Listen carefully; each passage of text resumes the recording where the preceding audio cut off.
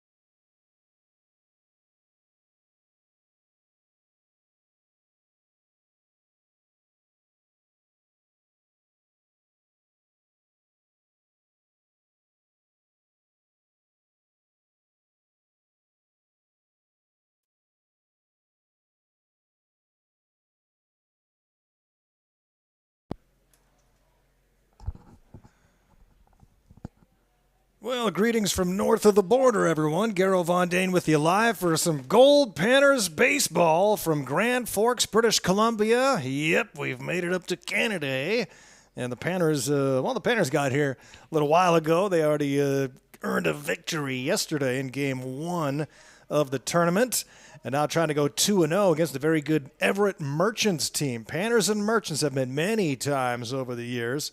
And now get reacquainted here in Grand Forks. Welcome, everyone. Garo Von Dane. So happy to be back here on the mic on PannerVision, although it's Panner audio only today. And really, I mean, as beautiful as this place is, it's tough to get any kind of camera vantage points from this press box. We are right behind home plate at ground level, and most of you have probably seen that kind of camera action from a baseball field. You just can't, other than the hitter, you can't really see anything else that's going on. So we'll do our best to paint the picture for you, if you will. Goldpanners come in at 1-0 here in the tournament. Everett Merchants also 1-0. They're in the same division. Goldpanners, Everett, and also the Calgary Diamondbacks. So those three are in one grouping together. There are 9 teams total playing in the tournament. The Panners with the Merchants and Diamondbacks are in the Larry Seminoff division. The Gary Foster division has the Seattle Studs, the Burnaby Bulldogs, and the Northwest Honkers. And the James Donaldson division, Seattle Blackfins, Coquitlam Angels, and Grand Forks Slag Dusters. Earlier today, the game that just finished a half an hour ago, the Diamondbacks defeated the Seattle Blackfins by a final score of 10-6 in a bit of a surprise. Calgary had gotten beaten soundly by Everett 8-1 on Monday, and the Black Diamonds, or the Black Fins rather, had defeated Coquitlam by a score of 13-7, and so the Black Fins falling to the Diamondbacks 10-6 in that one. Goldpanners and Merchants getting started here momentarily, and then it will be the Burnaby Bulldogs against the Grand Forks Slag Dusters coming up in the nightcap, scheduled for 7:30. Might be a little later because everything pushed back a little bit with our previous game going overtime. It is warm here in Grand Forks, British Columbia. And behind home plate, as I said, the Goldpanners will be the visiting team and will be on the dugout on the first base side. The Merchants on the coin toss are the home team, and they will take the field now in their black tops with the cursive Everett script across the chest, the black caps with the blue bills, and the cursive E on the front. Run by Harold Pyatt since the very beginning. Harold Pyatt has been in charge of these Merchants after a long playing career for Harold. The Goldpanners wearing their red tops with the snow-capped letters spelling Alaska across the front. The Panthers in their familiar red caps with the gold star and 49 on the front. Garo Von Dane here with you live. The Merchants are on the field getting ready. The Panners, you want to get your pens and pencils ready. We're going to go through some lineups, but first I'll give you our pitching matchup. For the Goldpanners, it will be the 6-foot right-hander from San Jose State, Keaton Chase. And for the Merchants, it's the 5'10 right-handed dealer getting loose now, Jacob Burkett. Burkett from Everett Community College. And the Panners, who will bat first, will start with Carl Peters. Carl Peters will lead things off, the Goldpanner center fielder. Jackson Frankovich catching and batting second. He wears number 15. Tyler Richardson, number 30, will be in right field for the Goldpanners and batting third. The first baseman tonight is Donovan Ratfield. He wears number 28, and he will bat cleanup. Ty Stone, the designated hitter in tonight's ball game, he bats fifth. Batting sixth is Kobe Williams. Kobe Williams, a freshman from Orange Coast College, freshly joining the team. A big 6'4", 215-pound right-handed hitting infielder. Williams will be at third base. Eric Smelko, the left fielder, batting seventh. Eddie Alfaro at second, batting eighth. And Ty Barango in the 9th spot for the Goldpanners. He wears number 9, and he'll be at short. And so Carl Peters stands in number 10 to lead things off for the Goldpanners here in Grand Forks, British Columbia on a Wednesday afternoon. It's June 28th. This year is almost half over. Can you believe it? And the first pitch comes at 21 minutes past 4 local time. 21 past 3 back in our fair home state.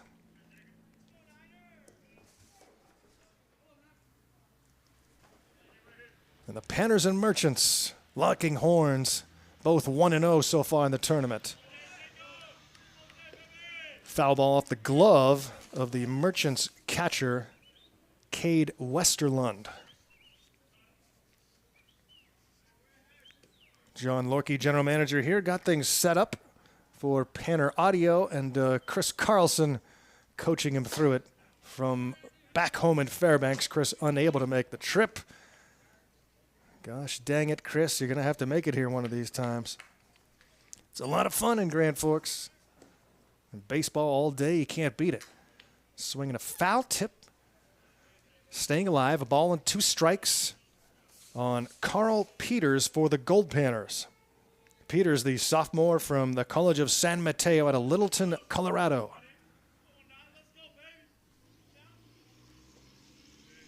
Against Jacob Burkett. Burkett tries to get him chased off the plate, and it's 2-2 now on the Goldpanner leadoff hitter. We will go around the Merchants' defense here momentarily. Down and away, ball 3. Catching for Jacob Burkett is Cade Westerlund. The first baseman, Will Herron. A lot of familiar names on this Merchants team from a year ago. Aaron Barber is at second. Braden Lundberg at short. And Jack Johnson, the third baseman. Here's the 3-2. And he chased off the plate for strike 3. Well, Peters swings and misses for strike 3 on a slider down and away. And that brings up Jackson Frankovich. Frankovich, the Goldpanner catcher tonight against the Merchants. Oh, it was a long trip to get here. Worth it, of course, but quite an odyssey. I fly a lot and throughout the year, and it's the exception is when it goes smoothly. Frankovich pops this one back and out of play. And Jacob Burkett quickly in front, 0-2. Throwing strikes here. Burkett got ahead of Peters. Peters then worked the count full before striking out, and now Frankovich in the hole here, 0-2. Swings and lines this one into left center field for a base hit. Frankovich goes the other way and has himself a 1-out single. First hit of the game for the Goldpanners, who pounded out 10 hits yesterday in just 7 innings as they run-ruled the opposition. Last night, the Burnaby Bulldogs from British Columbia, 10-1 the final in that one. There's an 8-run rule after 7 here at the tournament. They keep things moving along, 90 seconds between innings. So these games move quickly. Now Tyler Richardson for the Goldpanners, the redshirt junior from UC Colorado Springs. 5'10" right-handed hitter with a runner at first base here in the top of inning number 1, Goldpanners and Merchants.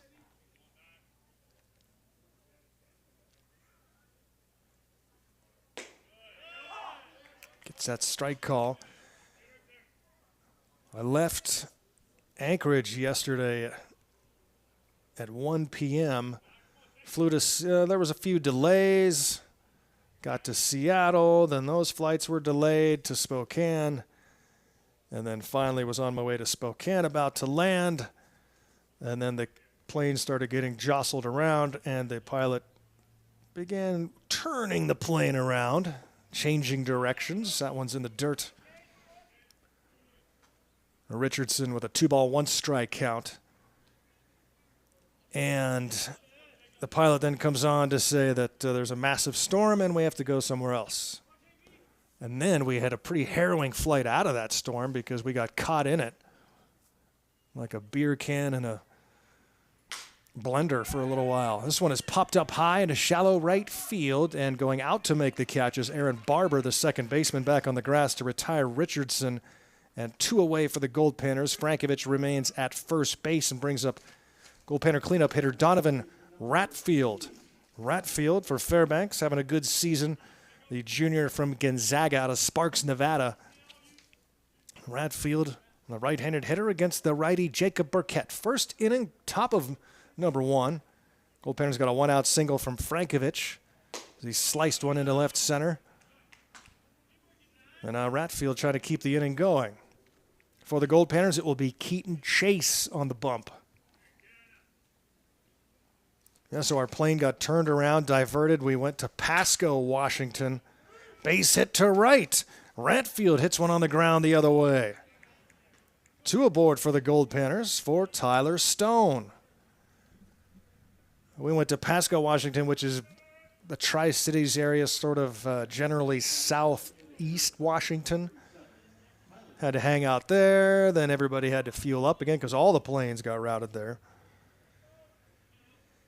And then we finally made it to Spokane late last night. Caught the bus north to Kettle Falls this morning, and then John Lorky came and picked me up there. So a good 5-hour trip today. But we're here, baby. And Ty Stone's batting with Gold at first and second in the top of inning number 1.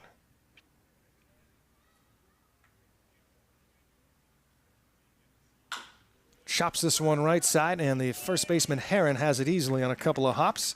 Steps on the bag for out number 3. Panners leave a couple on 2 base hits. And the Merchants coming to bat, no score from Grand Forks, British Columbia.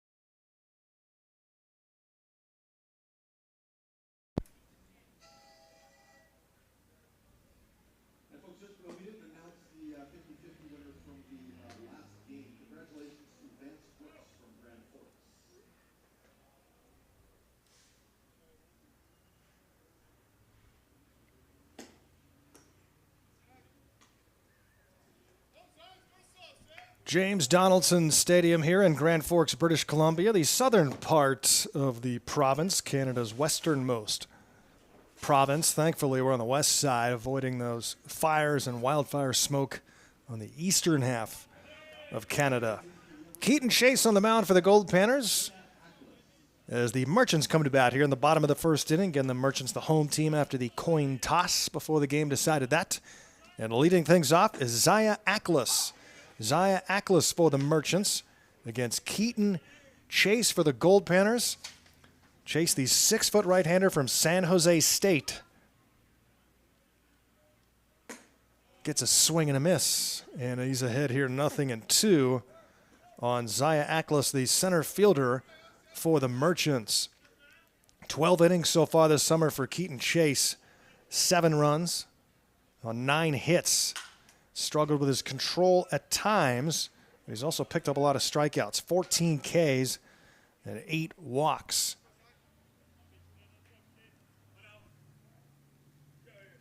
Keaton Chase in front here, 0-2 on Ackles for the Merchants. And it's up high for a ball. Ackles from Centralia College, a 5'10 right-handed hitter for the Everett Merchants. Mentioned run by Harold Pyatt all these years, coached by Bo Blacken. Josh Berry is the pitching coach. Goldpanners coached by first-year field manager Brett Latchman. He's assisted by Carlos Gonzalez, who also coaches at third and operates as the bench coach. And Jack Gonzalez is the pitching coach. Omar Veloz had to depart. The coaching staff trimmed by 1.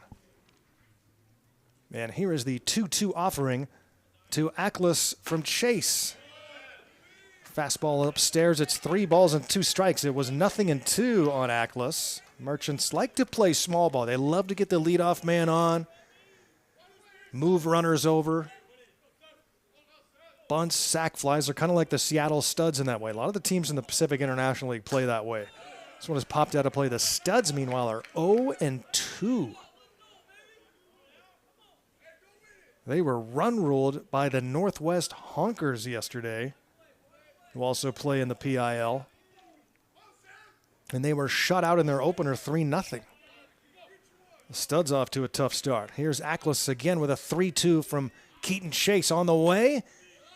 And it just misses high. So he loses Ackles after starting in front 0-2. And talking with the Goldpanner coaches, they're trying to figure out how they can get Chase to look more comfortable in the first inning. He settles in after the first, but he's had problems out of the gates. And he walks the leadoff man here in the first inning, so Ackles safely aboard. And Braden Lundberg, the batter. It's up and away. Almost looked like a pitch out. Ackles at first base. Man, I'm dehydrated today. From that long trip and the dry air here all of a sudden.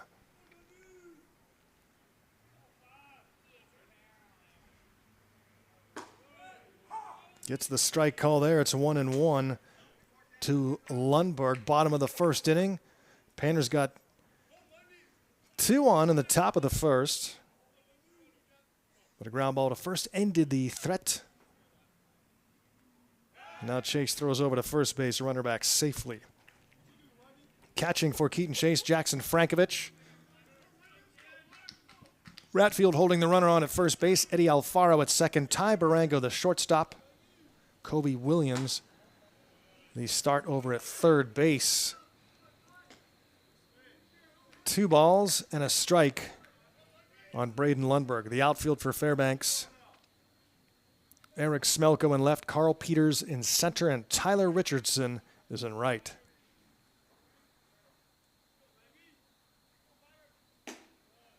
Good pitch there on the outside corner for a strike. It's 2-2.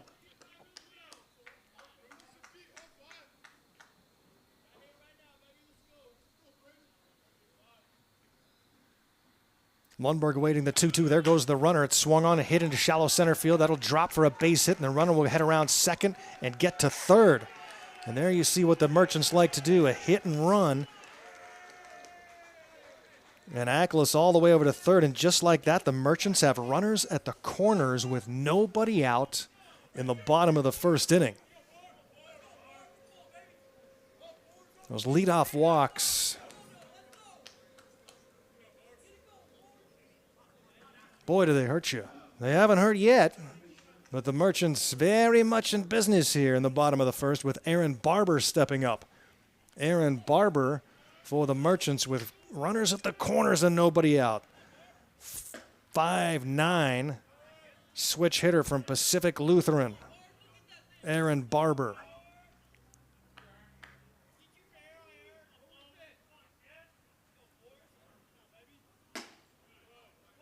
Takes inside, and it's 1-1 to Barber.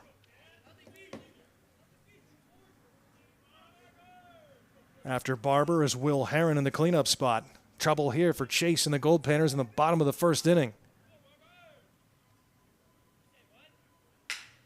Slapped into right. It's going to drop for a base hit. This will score a run easily. And now 2 aboard with nobody out. And the Merchants have a 1-0 lead. RBI single to right from Aaron Barber. And the first 3 have reached safely. And the Merchants now first and second. And yeah, nobody out. And the pitch count already high for this first inning.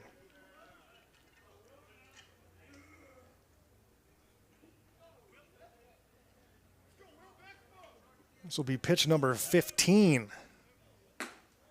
Looking for the first out. And now facing the cleanup spot, Will Herron. Lewis Clark College. 6'2", 215. Right-handed hitter against the righty Chase.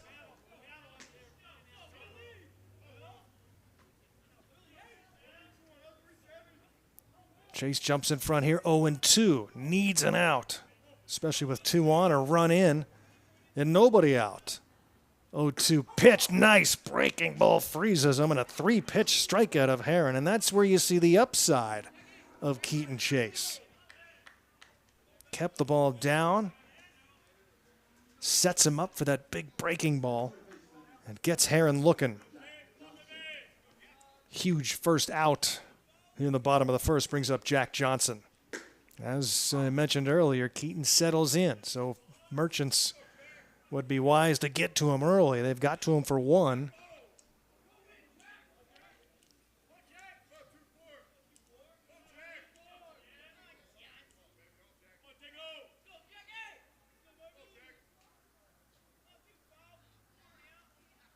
Way up high. That one getting away from Keaton a little bit. Jack Johnson, the batter, third baseman for the Merchants. Johnson, Santa Barbara City College, 6'2", 215-pound right-handed hitter with now 1 out and 2 on. A leadoff walk, back-to-back singles. It's 1-0 Merchants here in the first. Swings through that fastball, and Chase now in the driver's seat with the 1-ball, 2-strike count. Garrow Von Dane here on Panner Audio Day. Right behind home plate. I'm about 25 feet from the dish. That one in the dirt, and it bounces off of catcher Frankovich. He's able to retrieve it, but not before both runners advance. And so now the Merchants with a base hit here could have a 3-run lead.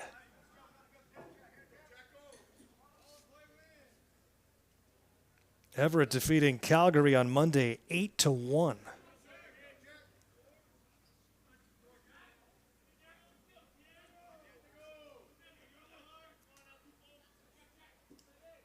The 2-2 popped him up. Should be playable. Front of the Panner dugout. Is there still room? And right in front of the dugout, Ratfield is able to retrieve that ball and make the catch for a huge out number 2 to take care of Johnson. Panner's trying to strand a couple of Merchants here in the bottom of the first. And now Kai Alberghini, the batter. A lot of these Merchants, including Kai, were on the team a year ago. They are veterans of this Grand Forks International. Panner's lost their only veteran when Rob Matei went down with injury. He's done for the year. Brandon Chung Ming also gone for the year. Alberghini from Seattle University. Panner's played at their field. That was 2 years ago, I believe. They are in the WAC. Played the Redmond Dudes at that field, also a PIL team. Swing and a miss, 1-1. Keaton Chase starting to find his groove now, but he has been busy in this first inning. He's thrown 4 innings in each of his first 3 outings. Gets the strike call. Good spot there to location. Low in the zone. And here is the 1-2 now to Alberghini with runners at second and third and 2 away.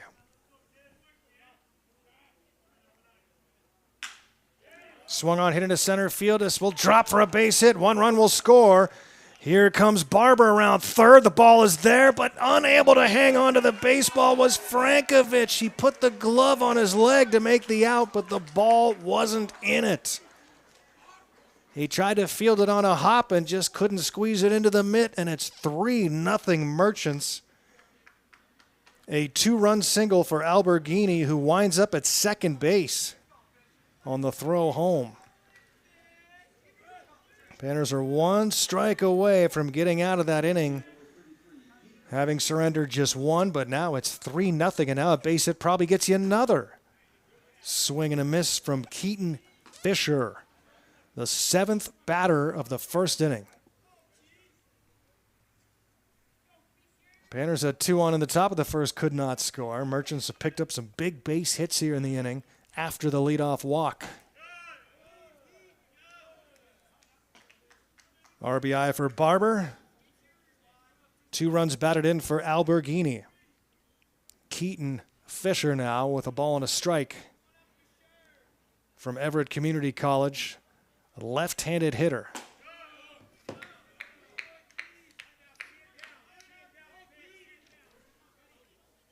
Against the righty Chase. He's trying to somehow put a stop to this first inning.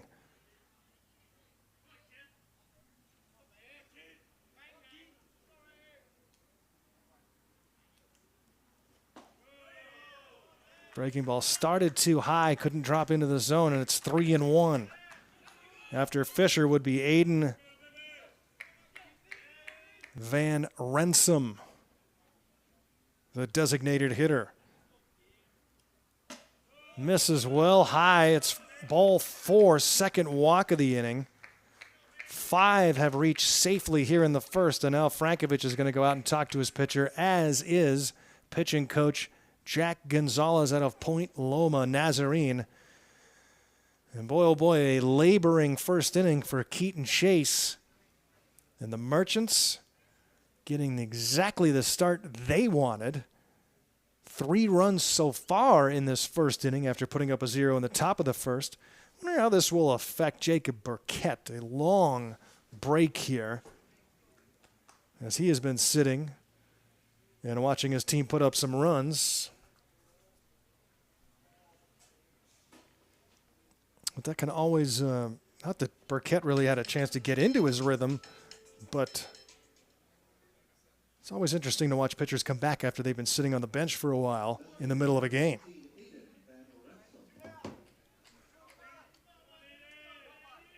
Here's Aiden Van Rensom now with 2 on, and he pops it up right side. Will it stay playable? No, it's going to find the seats on the right field side.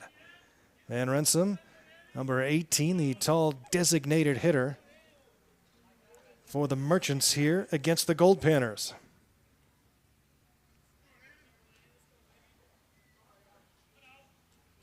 Also from Everett College, 6'3", 215-pound right-handed hitter. This one is fouled left side, 0-2 now. Chase again a strike away from getting out of the inning. I was hoping to do some checking of the YouTube chat and also some Twitter stuff, but I have 0 signal in this bunker behind home plate. Nothing. I can get text messages, but that's it. Can't get anywhere online. Here's the 0-2. Got him swinging. And the strikeout of Van Rensom finally brings the first inning to a close, but not before the Merchants score 3 times on 3 base hits and a couple of walks. They leave 2 on and lead the Goldpanners 3-0 after 1.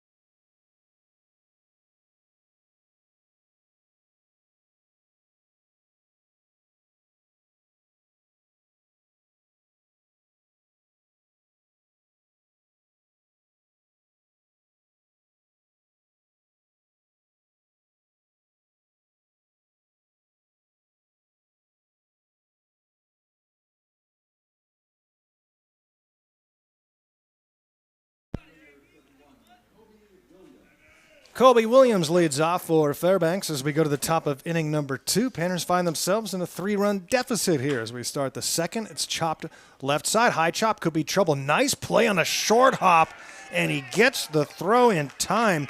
Braden Lundberg. That ball was a high chop. He made a backhanded stop on the short hop and threw it on a bounce, but directly at the first baseman, Will Herron, who made a nice dig at first. And they get the out of Kobe Williams. Nice defensive play by Lundberg and also Herron over at first. The 6-3 put out of Williams. 1 up and 1 down for Jacob Burkett, the right-hander from Everett Community College. Panners got 2 base hits in the first, but were unable to score. Now try again here in the second inning. Eric Smelko, Goldpanner left fielder. Smelko takes a ball. It's 1-1 now. Panners winning in dominating fashion yesterday, 10-1.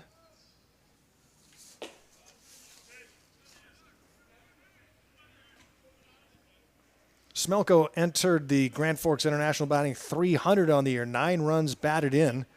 Good enough for second on the team behind Ty Stone. Here's the 2-1, and he pops it up high into shallow left field.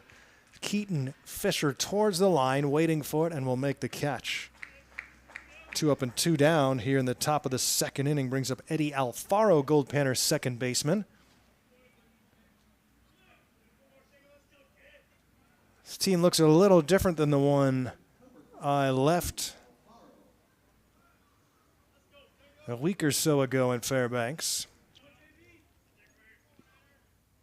Alfaro, the freshman from Cal Baptist, 5'9" right-handed hitter. Facing Burkett with 2 outs and the bases empty. Goldpanners baseball here on Panner Audio today. Tune in, turn on, and pan out on the audio side.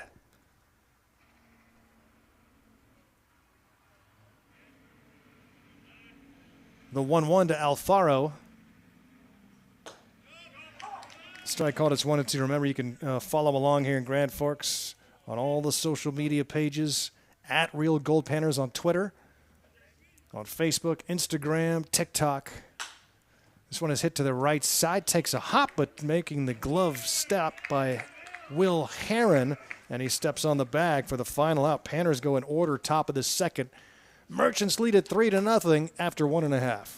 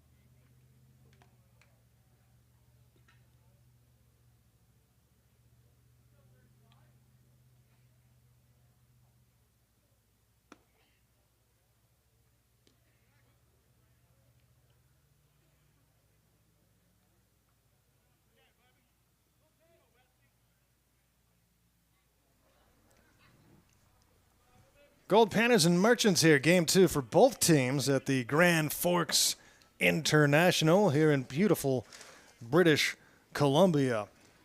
Merchants leading 3-0, picked up 3 runs in the bottom of the first. Now go back to work here in the second inning against starting pitcher Keaton Chase, the 6-foot right-hander from San Jose State. Chase struggled through the first inning, couple of walks, 3 base hits. He did strike out a couple. And now faces Cade Westerlund. And falls behind here, 2 balls and no strikes. Westerlund, the catcher for the Merchants, batting in the 9 spot.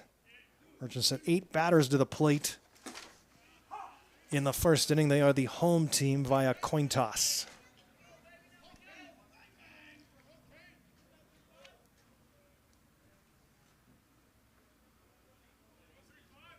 Two balls and a strike now. Right-handed hitting Westerlund takes ball 3.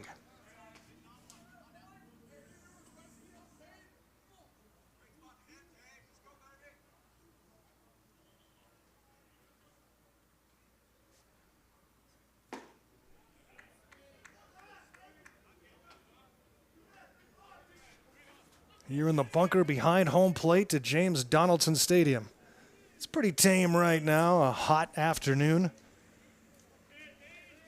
Good crowd here, but they're not as rowdy as they get at night. This one is hit high into center field. Just a couple of steps in as Carl Peters waiting for it to come out of the sky, and it does. And a good job by Chase to get rid of Westerlund after falling behind. 1 up and 1 down. We go back to the top of the order for Zaya Ackles. Ackles fell behind 0-2 as the first batter of the game for the Merchants, and then came back to walk, and that opened up the door for a big inning for Everett as they pushed 3 across. 2 of those runs came in on a 2-out, 2-strike base hit by Kai Alberghini. Chase now facing Ackles for the second time in the game. Swing and a miss. It's 0-2. The right field bleachers get really rowdy for night games. A lot of beverages are being downed. There's a boot out there, as per tradition here. That curveball is smoked into left for a base hit. Ackles with a 1-out single. He's on base for the second time in the game. Brings up Braden Lundberg with 1 away. The right field wood bleachers, there's a boot tied to a long leash or rope. And they've been doing this forever, like a cowboy boot. And whenever a fielder boots a ball, somebody runs over there and swings the boot around like a lasso, whips it onto the field, and then draws it back in while the crowd chants, boot, boot, boot. And then somebody comes down and hammers a beer out of the boot, out of that nasty old boot. And then that just helps everybody get a little lubricated in the bleachers. This bunt attempt is popped up high and off the netting behind us for a foul ball. Trying to get a bunt base hit there was Lundberg.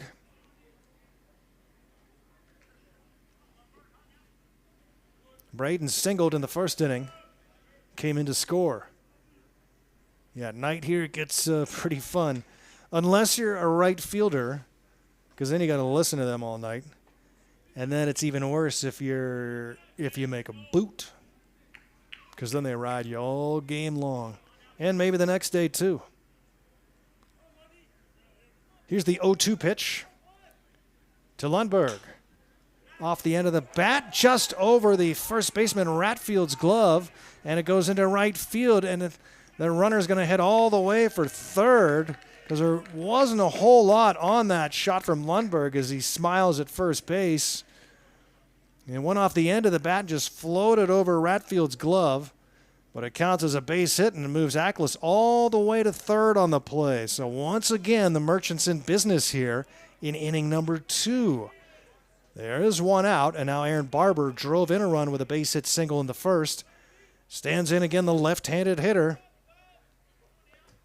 against the righty Chase, and he swings and hits this one through the hole, perfectly placed on the left side, and it's 4-0 Merchants as Ackles comes in to score his second run of the game.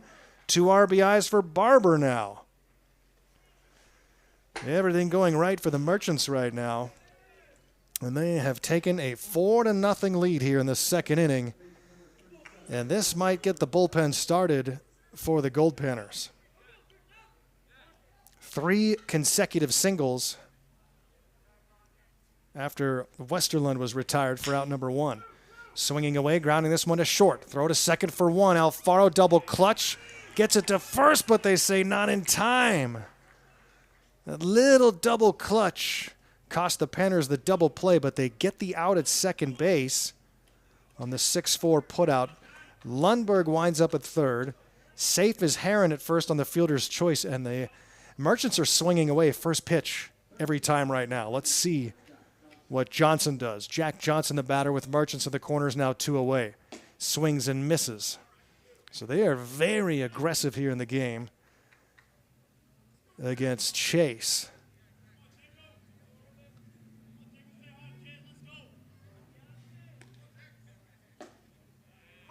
Good pitch.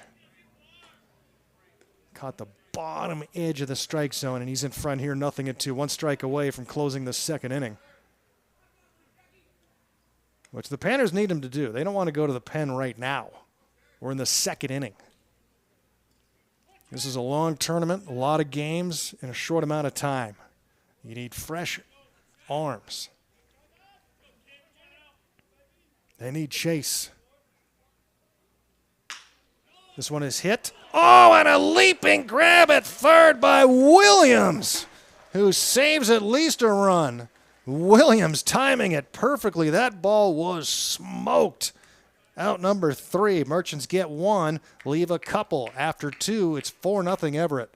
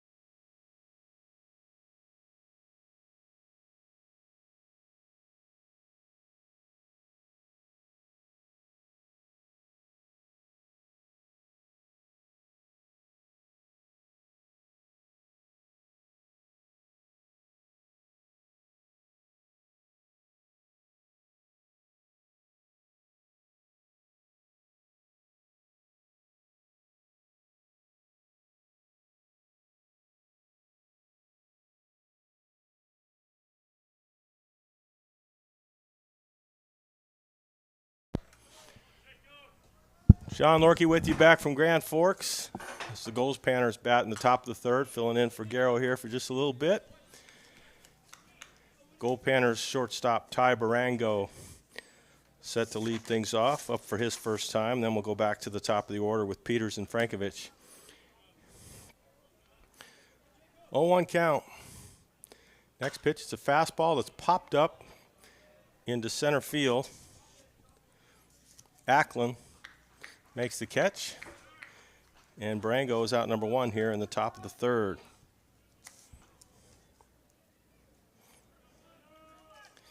Caden Chase having a little difficulty here. Goldpanners down by 4. Virtually 2 strikes on everybody that has gotten on base except for 1. It's only really 1 ball hit hard off him, but balls have found a way to get down, and it's just been a tough outing for him. So we'll see if he can right the ship and the Goldpanners can get some runs here in the meantime. The first pitch to Peters is a curveball outside. Carl struck out his first time to open the game. Another curveball outside, and it's ball 2. Frankovich on deck. He has one of the 2 Goldpanners hits back in the first inning. Peter's looking to get things started. Next pitch is a fastball that is fouled straight back, and it's 2-1. Carl last night 1 for 2 with an RBI. Stolen base. Scored a run as well in that Goldpanners victory over Burnaby. 2-1 pitch from Burkett is right down the middle, a changeup, and it's 2-2.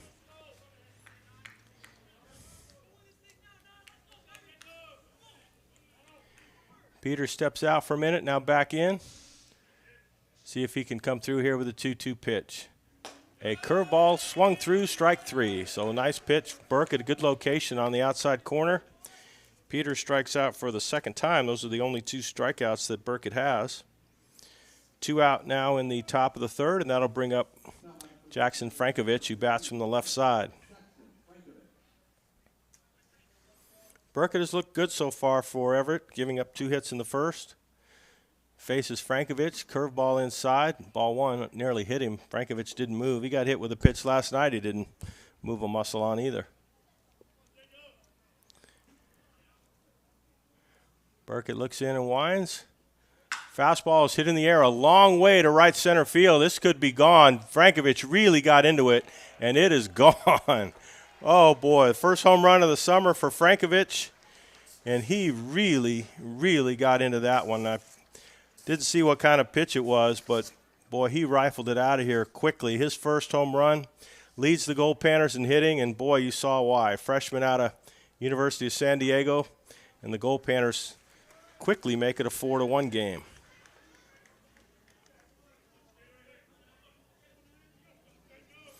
Brings up the 3-hitter, Ty Richardson. Richardson pops a second his first time up. Burkett starts him off with a fastball that's popped up into short left field. Left fielder comes on, Van Remsen, and he makes the catch. So Goldpanners are done here in the top half of the third. They do score a run on Frankovich's error. We've completed 2.5, and the Merchants lead the Panners 4-1.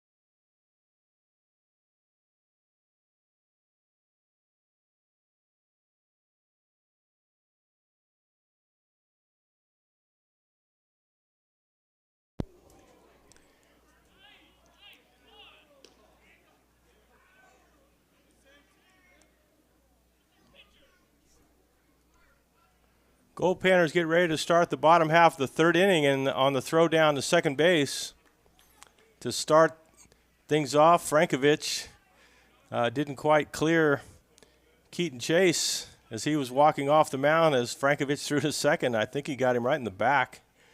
So there's already action down in the Goldpanners bullpen, but mainly because Chase is already at about 60 pitches. So he starts things off here in the bottom of the third to the number 6 hitter, Allerghini, who got a base hit to bring in 2 runs back in the first inning. So 0-1 count to Allerghini. Chase throws a fastball, and it's fouled off the umpire. Back to the screen, and it's 0-2. Chase has had some rough starts to his outing so far this summer. He usually has a rough first inning. But this time it wasn't he gave up 3 runs, but really there's only been 1 ball hit hard off him. His control's been pretty good. It just seems that these balls just loop out over the infielders and find their way safely onto the grass, and that's how Everett scored 3 in the first inning, and they did it again with a bloop single in the second. 1-2 count. Allerghini. Chase throws a curveball that hits him. He's thrown 2 curves in a row, and neither one of them were any good. The second one was up over his head, and now this one gets him on the either the shoulder or the helmet. So let's talk about his control, and it backfired on me because Chase hits the first batter here to start the bottom of the third. That could be more frustration going on than anything after the 2 rough innings, and then a ball hits him in the back to start from his own catcher to start the third. Ball hit up the middle and grounded into center field for a base hit. Peters comes up throwing. Allerghini will stay at second base. And again, the Merchants have a rally going. They got their first 2 guys on in the first inning. With 1 out, they got 3 straight runners on base in the second inning. And now the first 2 are on again here in the bottom of the third. I don't know how long Coach Lashman will stay with Chase because he's already thrown enough pitches. And he's going to have to throw a lot more now with the first and second and nobody out. Next hitter squares around a bunt, Van Renssum. And he, even though the ball is a curveball quite a ways outside, he went after it, so it's strike 1. Kobe Williams down at third. He's going to have to anchor there to see if he needs to come in or if Chase can maybe take a bunt and force him at third. See if he tries to bunt again. Doesn't square around. The fastball is fouled back, and it's 0-2. Van Renssum struck out to close out the bottom half of the first inning, his first time up. 9-hitter Westmoreland on deck.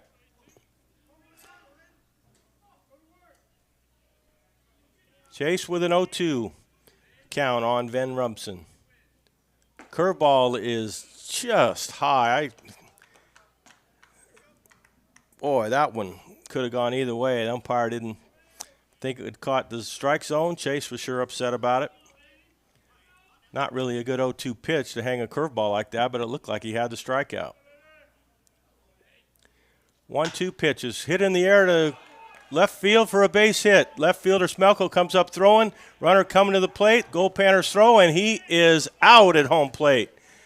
Combination of throws from left fielder Smelko to Kobe Williams at third to Frankovich at home plate. And even though there's no one out, Everett takes a chance, sending Allerghini, and the Goldpanners throw him out. Fisher stays at second, and Van Renssum stays at first. Coach Harold Pyatt is arguing the call, but I don't know if he's going to get very far. So 7-5-2 to throw out Allerghini. Second straight hit for the Merchants here in this inning. Pyatt heads back to the dugout. Westerland now up the plate with Fisher down at second and Van Renssum at first.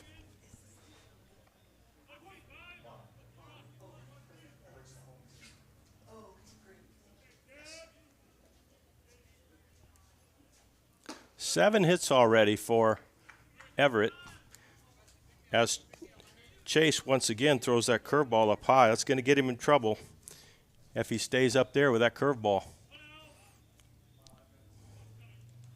Runners take their leads. Chase set, throws a fastball up high, and it's 2-0. Better location early in the game for Chase, but now he seems he's having a little difficult time keeping the ball down. Maybe a little bit of fatigue as he's into 70 pitches or so. Next pitch is a fastball right at the belt, and it's 2-1. Williams deep at third base, looking for ground ball like all the infielders are. Looked like they had a double play to get out of the last inning, but the umpire didn't see it that way at first. Be nice to see if they could get it again. Chase checks the runners. Comes set. Throws a fastball outside, and it's 3-1. Chase out of San Jose State. Threw mostly in relief for the Spartans this year. He's also pitched a couple years for the Anchorage Bucks. So the Goldpanners are glad to have him this summer. 3-1 pitch is a fastball that's popped up. Foul off of first base. Ratfield comes over, makes the catch, and there's 2 down. Second time Ratfield has caught a ball in foul territory. Westerland flies out for the second time. There's 2 out now. We go to the top of the order. Ackles comes to the plate.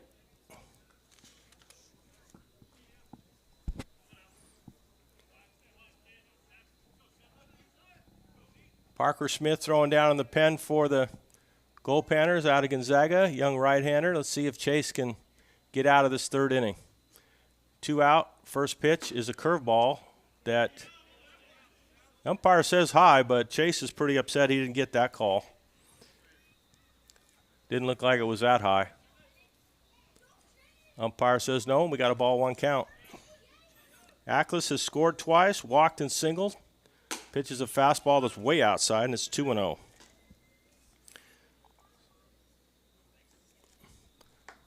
Ackles batting for the 3rd time in 3 innings. Merchants lead by 3, trying to make it more. Chase comes set. Checks the runners. No, they're not going anywhere. The 2-0 pitch is a fastball down low, and it's 3-0. On deck is Lundberg. He's singled twice. Frankovich giving the signs. 3-0 count. Let's see if Chase can come back all the way and get him. Fastball is up and away, and it's ball 4. So a 4-pitch walk. Latchman checks the bullpen to see if Smith is ready, and he's going to come on in, I believe. Gonzalez points to the dugout, or the bullpen, rather. And we're going to have a pitching change. Not sure who it is. It could also be Trotman. I don't know if it's Trotman or Smith, but we're going to break away. Goldpanners make a pitching change. We've got 2 out in the bottom of the 3rd, and the Merchants lead at 4-1.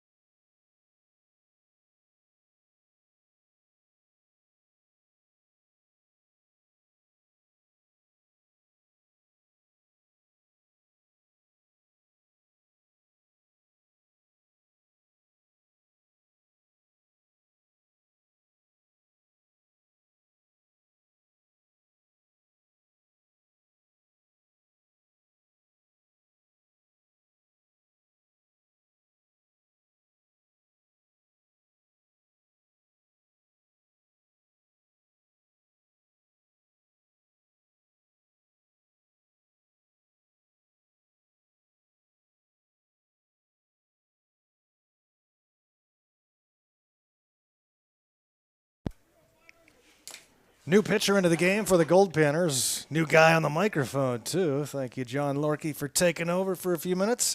Andrew Trotman into the game, steps into a very hot kitchen. As the bases are loaded for the Merchants, there are 2 outs. And the first pitch is outside for a ball. Andrew Trotman, the Fairbanks product. The bases full and 2 away. Gets a strike on the inside corner.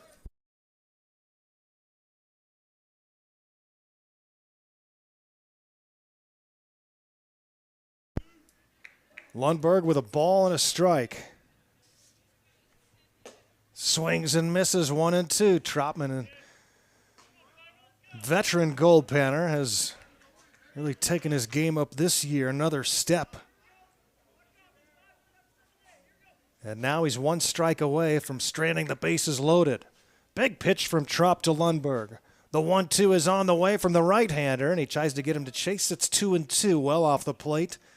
And Lundberg, for the Merchants here, is 2 base hits in 2 plate appearances so far. But now getting a look at the new pitcher, Andrew Trotman.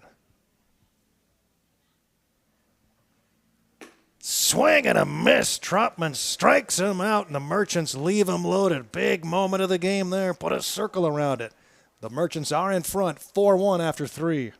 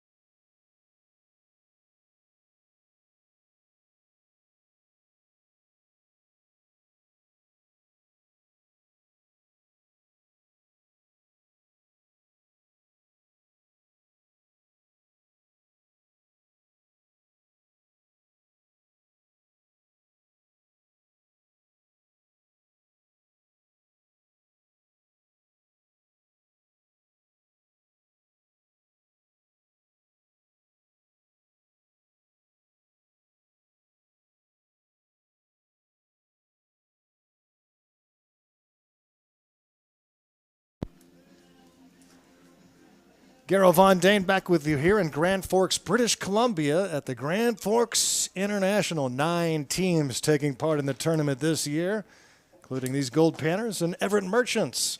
We head to inning number 4. The Goldpanners, the road team today. So they bat in the top of the 4th. A 4-1 game. Great work for Andrew Trotman. Get the final out of the bottom of the 3rd. Merchants leave them loaded. Panners start with Ratfield, Stone, and Williams. 4, 5, and 6 spots in the batting order. Let's see if the Panners can get to Jacob Burkett here. He falls behind 3-0 on the cleanup hitter Ratfield, who singled in his first at-bat. 3-0, he reaches down on a 3-0 pitch and hits this one deep to left center. It one-hops the wall and bounces off the fence, and Ratfield on his way to second base. Man, you love to see that out of a hitter, not afraid to swing 3-0 and drive one into the gap. Donovan Ratfield, 2 for 2 in the game. He's got a single and now a double. Panners have the leadoff man on and in scoring position. Ty Stone.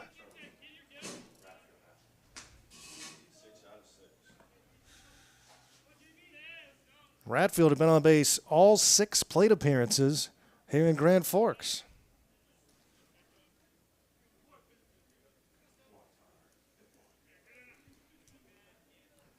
Tyler Stone.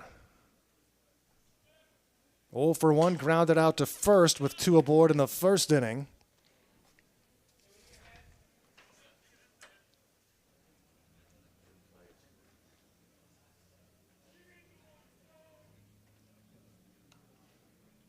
Stone did not play in game 1.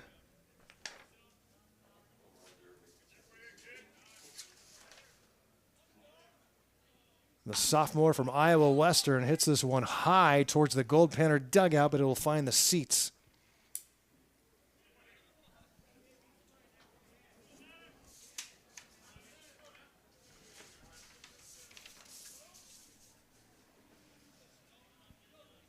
Stone batting .244 coming into the game. Couple of home runs, 12 runs batted in. He has scored 6 runs.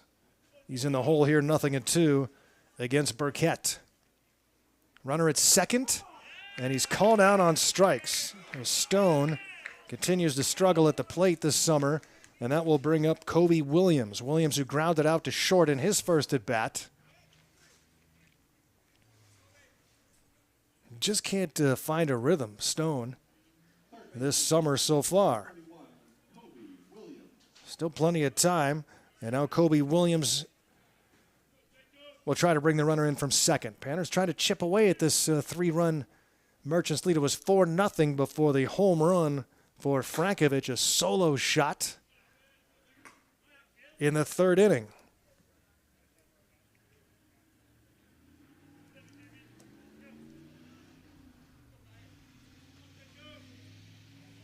It's always been such a fun tournament. Panners were absent from this tournament for many years and then returned. Swing and a miss. Was it 2017 the first time the Panners came back? I believe so.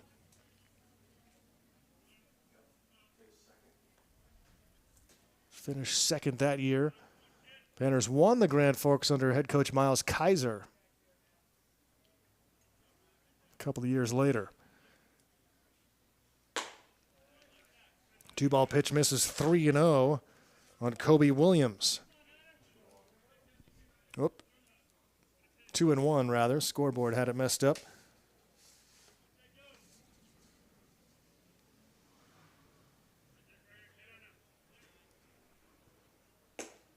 That curveball lands in for a strike. 2 balls and 2 strikes now. Runner at second base, the leadoff double for Ratfield. He's there now with 1 out, and it's 2-2 on Williams with Smelko on deck. Right-hander gets the signs from Westerlund, and Reddy's with the 2-2 offering.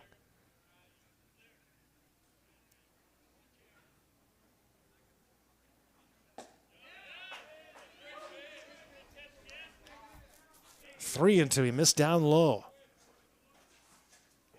A full count now on Williams.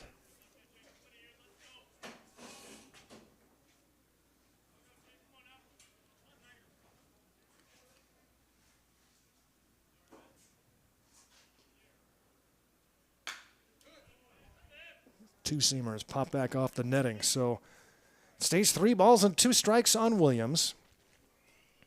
Smelko hoping for a chance.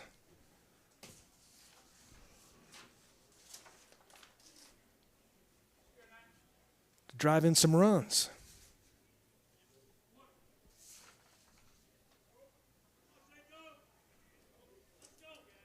Another payoff pitch coming to Kobe Williams.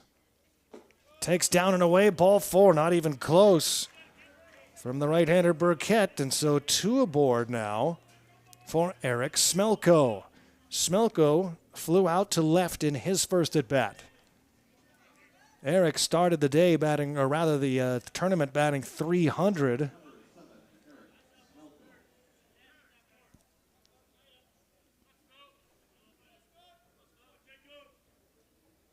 Smelko now with Gold at first and second and 1 out. Alfaro moves to the on-deck circle. Panners trail up by 3 here in the top of the 4th. Fouls that one out of play. 0-1.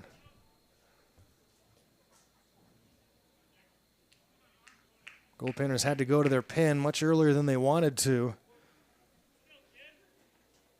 In the bottom of the 3rd inning.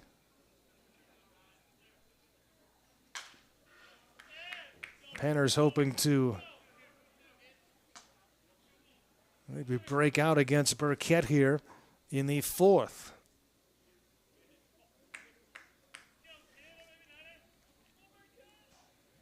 Panners now with 4 base hits in the game.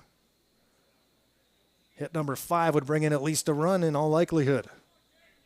Smelko in the hole, though, 0-2. The left-handed hitting Smelko against the righty Burkett takes inside, and it's 1-2. If nothing else, Burkett dealing a lot of pitches here so far in this 4th inning.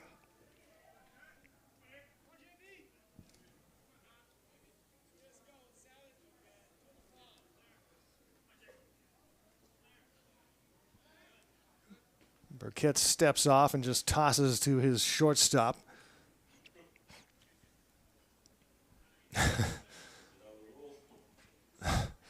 It's a ball and two strikes still on Eric Smelko.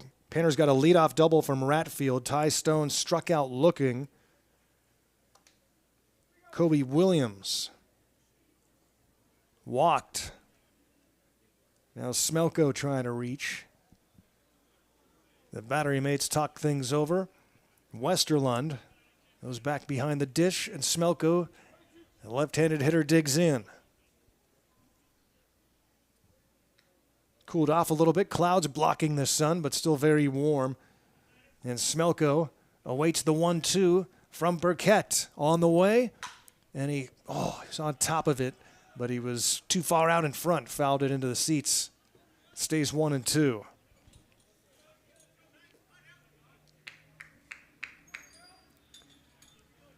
Home plate umpire needs some fresh baseballs. This is natural surface here, everything. Grass, dirt. 325 down the left field line and the right field line. He reaches down to stay alive and fouls it over the ducking Alfaro on one hop in the on-deck circle.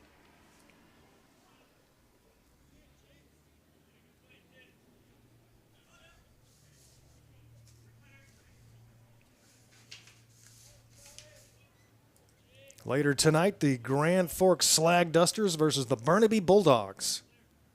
Here's the 1-2 again. And he pops it up into left center field, calling for it and making the catch as the center fielder, Ackles. Runner will tag from second and go to third, but that's the second out of the inning. And now it's up to Eddie Alfaro to try and get the Goldpanners back on the board. Well, you hate to miss out on this opportunity. Had a leadoff double, 2 on with 1 out. But Burkett trying to get out of it unscathed. He will face Eddie Alfaro batting a 125 on the year. Two-way player for the Goldpanners, a freshman from Cal Baptist out of Moreno Valley, California. Throw to first base, runner back safely. Top of inning number 4, Gold at the corners, and the Panners trailing 4-1.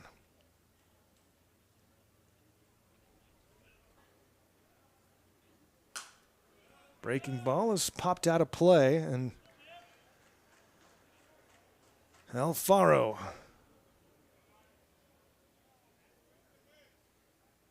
trying to drive in a Goldpanner run.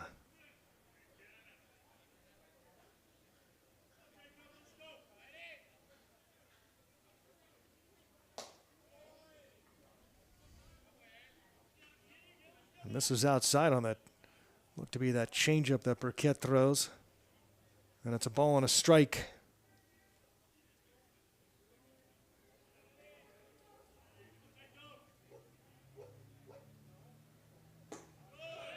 Gets a swing and a miss, 1-2.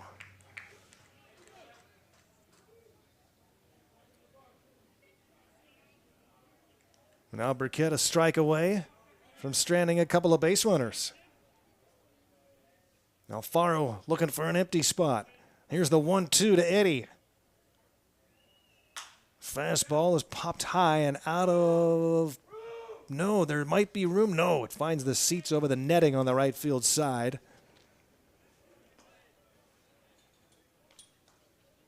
This Grand Forks tournament had its beginnings in 1968. It really became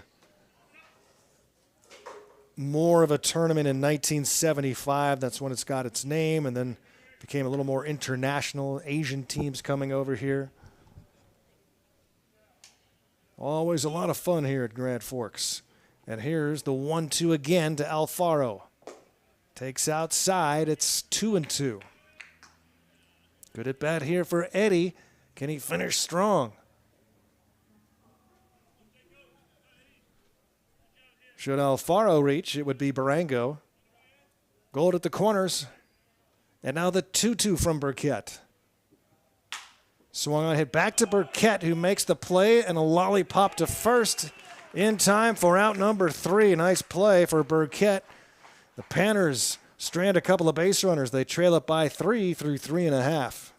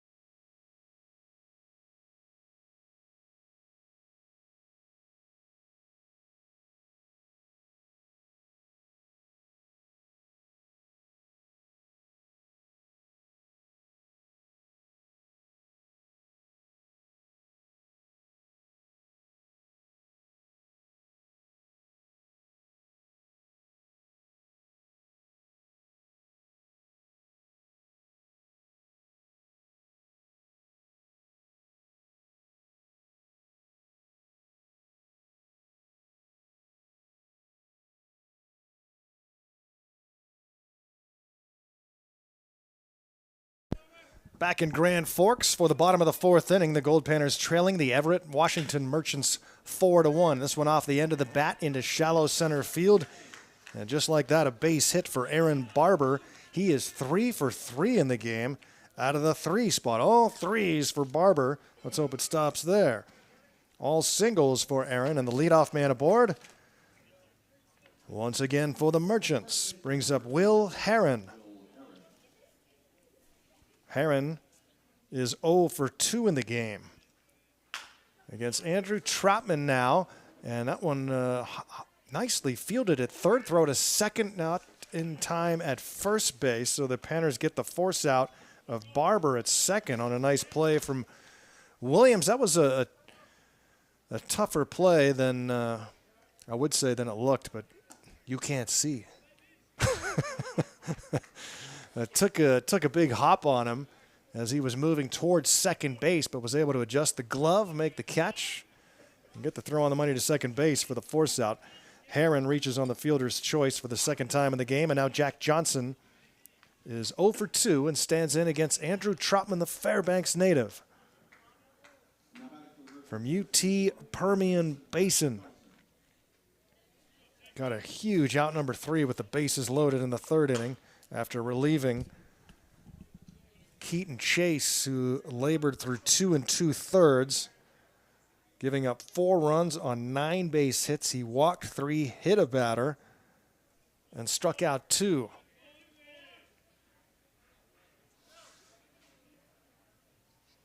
It's 1-1 now on Johnson.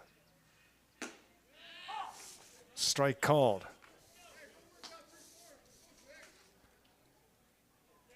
Trotman threw against Burnaby yesterday, an inning and a third, giving up just 1 base hit. He struck out a couple.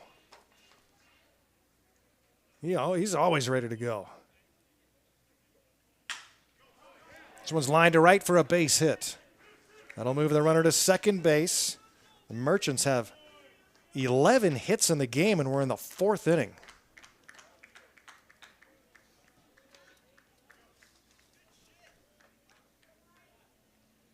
And now Kai Alberghini. A 2-run single with 2 outs in the first was hit by a pitch, his second plate appearance. The 5th batter now faced by Andrew Trotman. Swing and a miss. Unusual delivery for Trotman. Drops that right arm.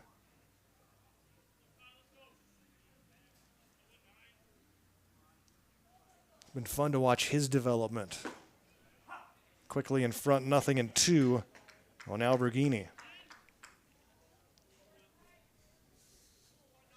Panners and Merchants. Man, what was it, 2018 when there was a couple epic matchups between these two? here in Grand Forks and also in Kamloops. That year we went to Kamloops, British Columbia for a tournament that went on there for many years, but was pretty much put to bed after COVID.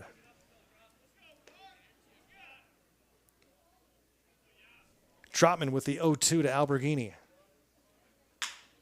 Hit towards short. Fielded there. The throw to second for one. On to first. And they say not in time. Panner's been on 3 occasions have been within a hair of a double play. With the 6-4 force out of Johnson at second. Herron goes to third. Alberghini reaches on the fielder's choice, but now 2 away.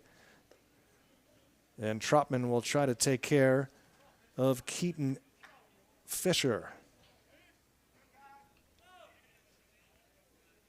The number 7 hitter for the Merchants.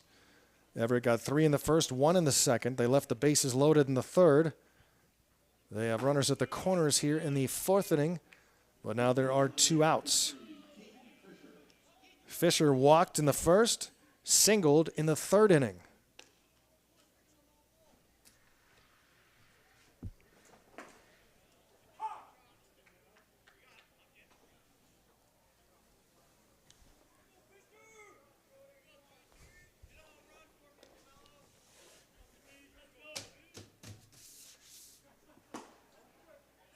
The 1-1. And it's ball 2. At third is Herron. At first is Alberghini. Keaton Fisher, the batter, against Andrew Trotman. Swing and a miss. Way out in front. And it's 2-2 with 2 away. On deck is Aiden Van Renssum. Left-handed hitting Fisher against the righty Trotman, who shakes off a sign, now approves. Holding the runner on at first, so there's room on that right side and just missing.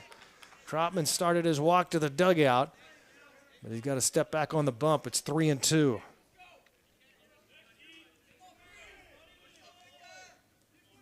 Let's see if he comes back inside on the payoff. Gets a swing and a miss. Again, Trotman gets the big strikeout to end the inning. Panners dodge another bullet. We've played 4 complete from Grand Forks. It's the Merchants 4, Goldpanners 1.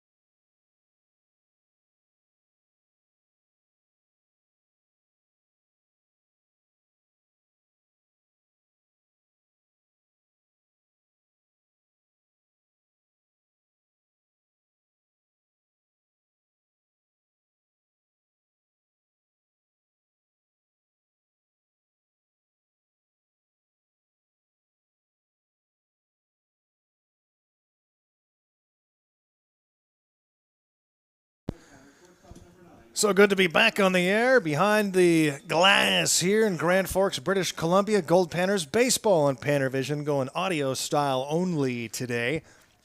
Goldpanners and Merchants here in Game 2 for both clubs, each of them getting a win in their first game.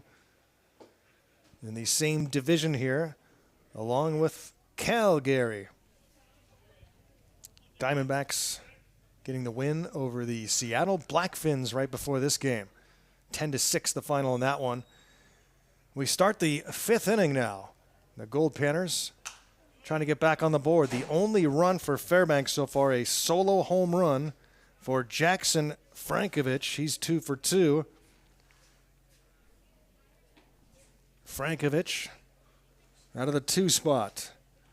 Right now it's Barango leading things off.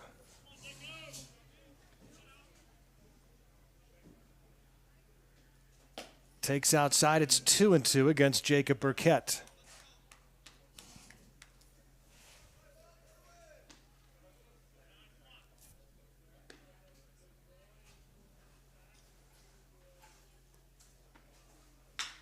Swung on, hit high and deep into center field, and going back and back is Ackles, and he reaches up and it hits the top of the wall. It rolls back into center field before Ackles can get to it.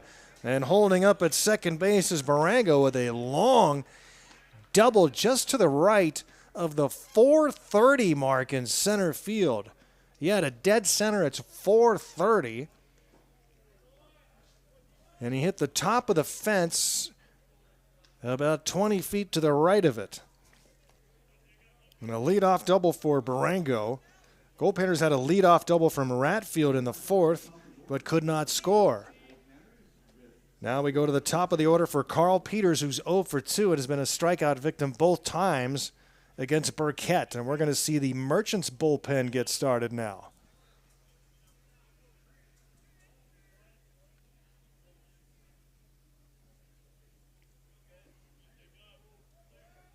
Five Goldpanner hits now.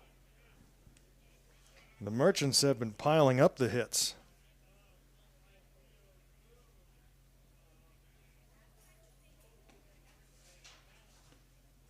They've got 10 in the game.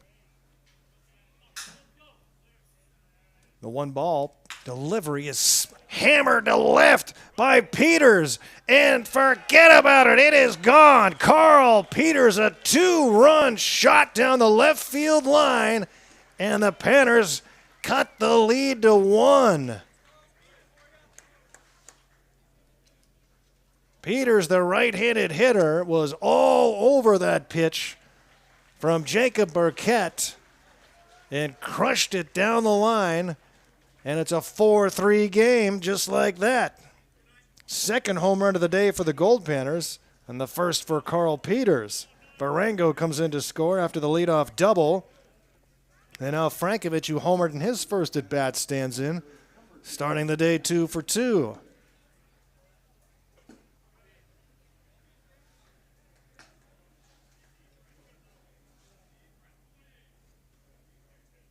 Panners had stranded 4 base runners on the day, so it feels good. Drive some in. And a strike is called. It's 1-1 on Frankovich. Jackson, the freshman from San Diego out of Sherman Oaks, California.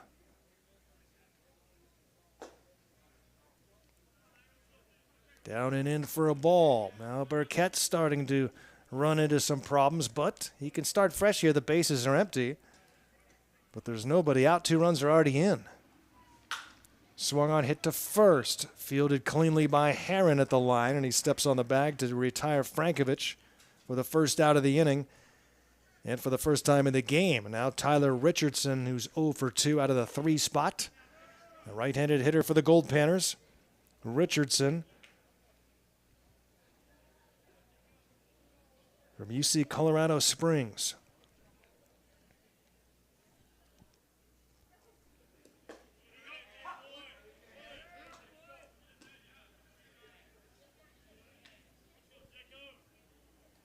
Drops it in for a strike, 0-1. On Richardson with Ratfield on deck. High chop over the mound. Fielded behind second base. The throw off the mark. The swipe tag does not make contact, so safe at first base is Richardson. Nice play by Lundberg, running behind second base. Had to throw across the body. And Herron tried to make the tag, but the first base umpire right on top of it said nope. And safe at first base is Richardson. And now a conference on the mound, and Harold Pyatt comes out. This could be it for Burkett, and the body language would indicate as much. Pitching change coming up from Grand Forks. The Panners have cut it to a one-run game here in the fifth inning, still very much in business with a runner on and one out.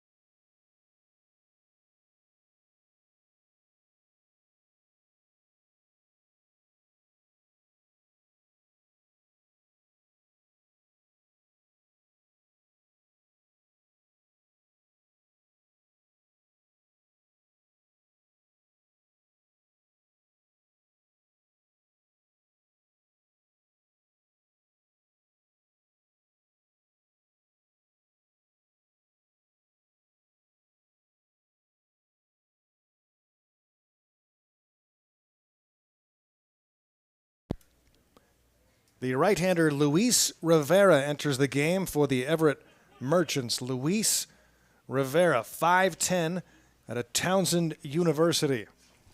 He stands in to face Donovan Ratfield. And gets a strike call.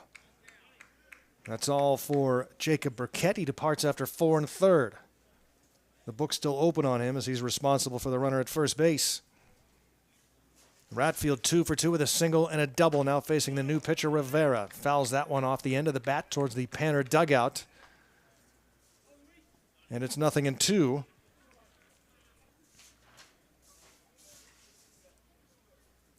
The runner at first base is Tyler Richardson.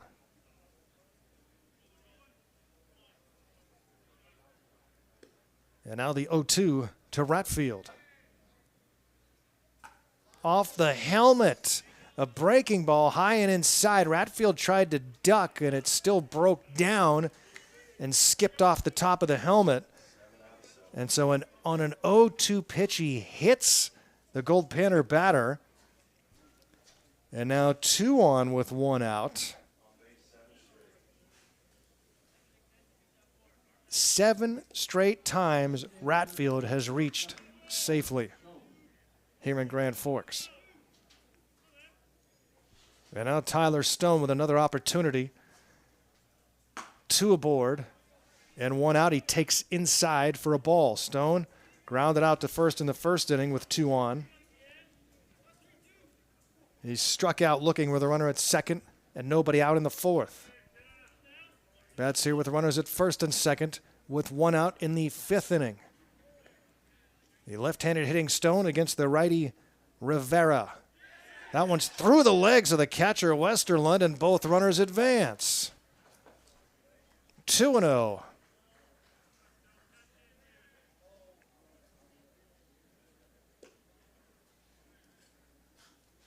Incidentally, that was a base hit for Richardson earlier. That was the way it was ruled. 7 Goldpanner hits against Jacob Burkett, and now Gold at second and third with 1 out for Stone. He's got a 2-ball, no strike count. Takes a strike. Maybe a good one to lay off on the outside corner, dropping down. See if he can get something he can pull here on a 2-1 count.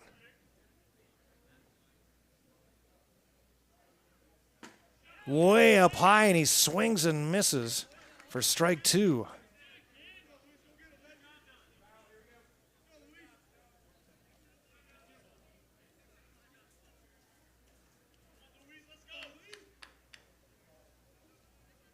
Big pitch coming up here from Rivera to Stone. The 2-2 delivery is on the way. Swings and misses at a fastball for strike 3.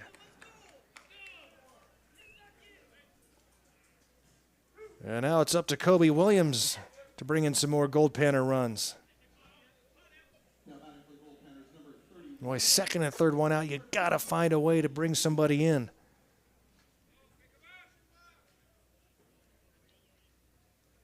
And here's the first pitch, called a strike to Kobe Williams. Grounded out to short in the second inning, walked in inning number 4.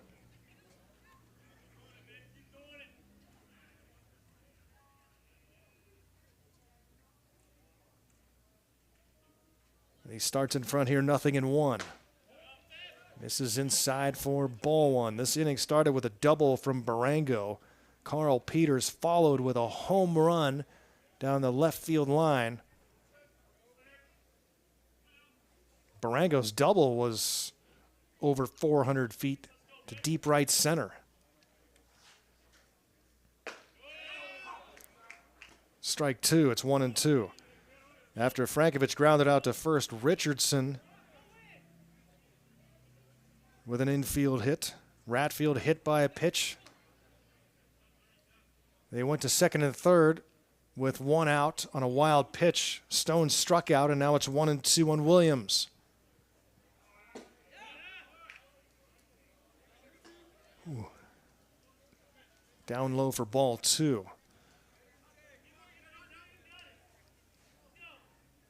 See if Williams can do something here with 2 strikes. Smelko is on deck for the Goldpanners.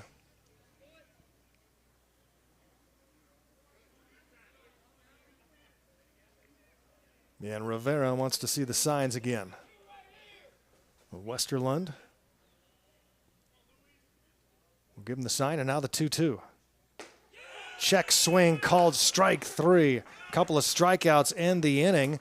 Goldpanners do pick up a couple and strand 2 more, but they get within 1. It's a 4-3 Merchants lead after half a game.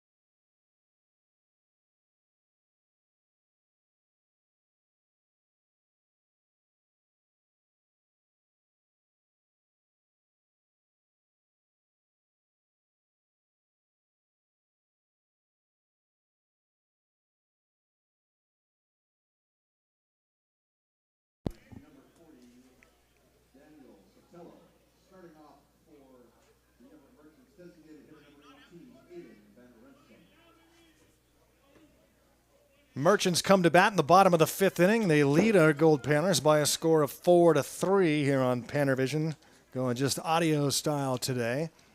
We're seated here in the bunker behind home plate. Goldpanners cut it to 1 with a 2-run bottom of the 4th, but really would have liked to have gotten some more with the opportunity that presented itself. Daniel Sotelo now into the game for the Goldpanners to pitch. The southpaw Sotelo, sophomore from Gonzaga out of Phoenix, Arizona, enters the game here in the bottom of the 5th inning, facing Aiden Van Rensum. Good outing for Trotman on his 2nd consecutive day. Gets a swing and a miss, does Sotelo. It's 2-1.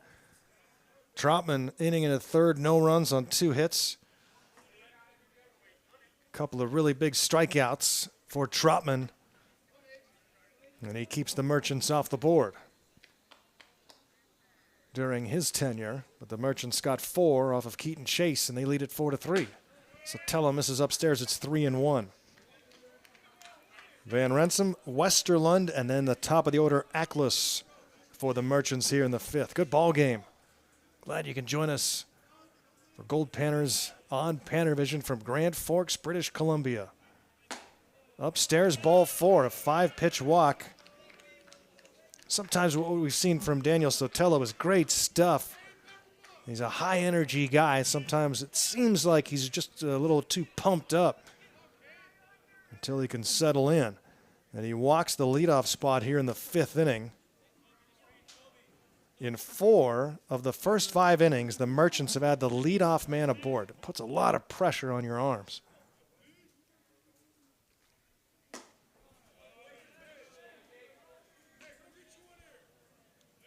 The only time the Merchants did not get the leadoff man on was the 2nd inning. But after the first out was recorded, 3 consecutive singles.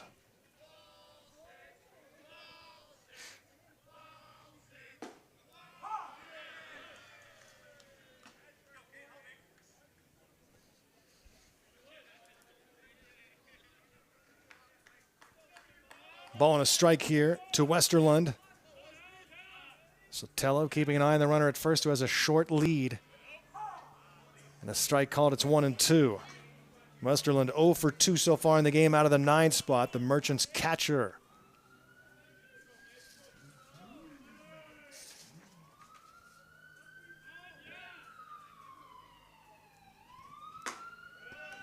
Ball upstairs. 4 teams out of the Pacific International League playing here.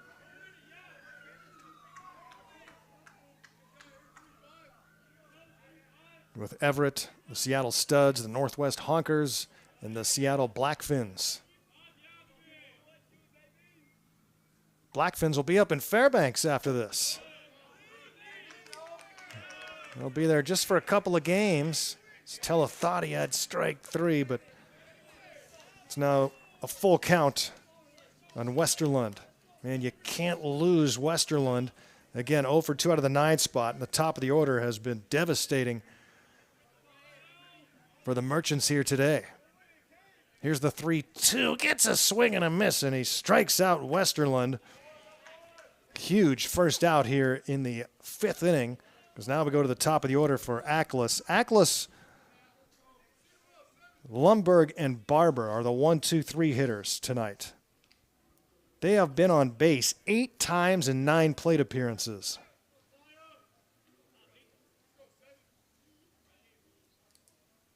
They're officially 7 for 8. The top 3 batters are 7 for 8 so far. 1 strikeout and a walk. Ackles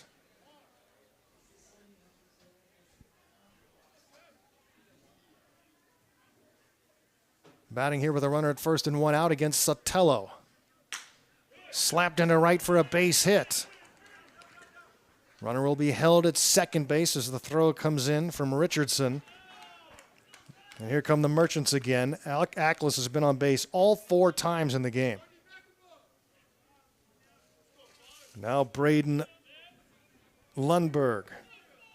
2 for 3. A couple of singles and a run scored.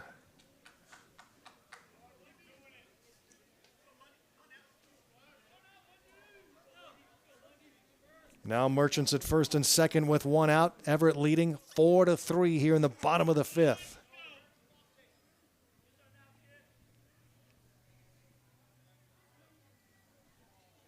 The first pitch to Lundberg. Takes down low for a ball.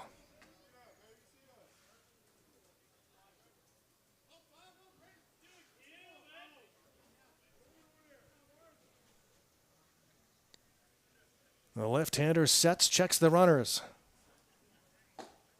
Misses 2-0 down at the ankles of Braden Lundberg.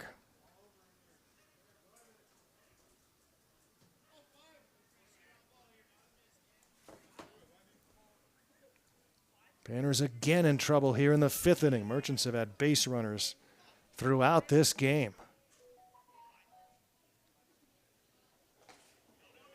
Good stop by catcher Frankovich. That sweeper was down and well inside, and it's 3-0 on Lundberg with Barber on deck. Barber's 3 for 3 in the game. Sotelo walked the leadoff spot, got the strikeout of Westerlund, but then the single by Ackles has 2 on with 1 away. And here's the 3-0. Shows bunt and takes down low, not even close. And a 4-pitch walk. The second walk of the inning from Sotelo. And now head coach Brett Latchman looking on, and he's going to walk out to the mound and talk to his young left-hander from Gonzaga. Boy, the Panners have dealt with base runners all game long. Merchants now have the bases loaded on 2 walks and a single with 1 out. Barber, the number 3 hitter, due up. And a slim 4-3 lead for Everett, but threatening again here in the 5th inning.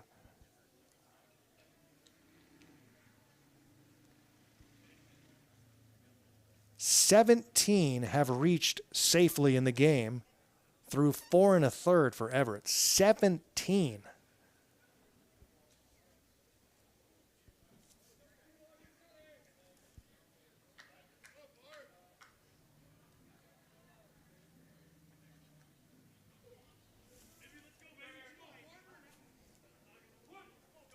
"11 hits for the Merchants and a bunch of walks. And now Sotelo, after the conversation with head coach Brett Latchman, deals a strike to Aaron Barber. 3 singles, 2 runs batted in, and 1 run scored so far for the cleanup hitter. Merchants have the bases stacked with 1 away.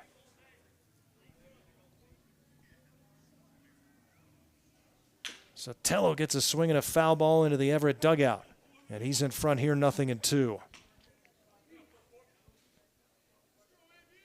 Will Heron on deck.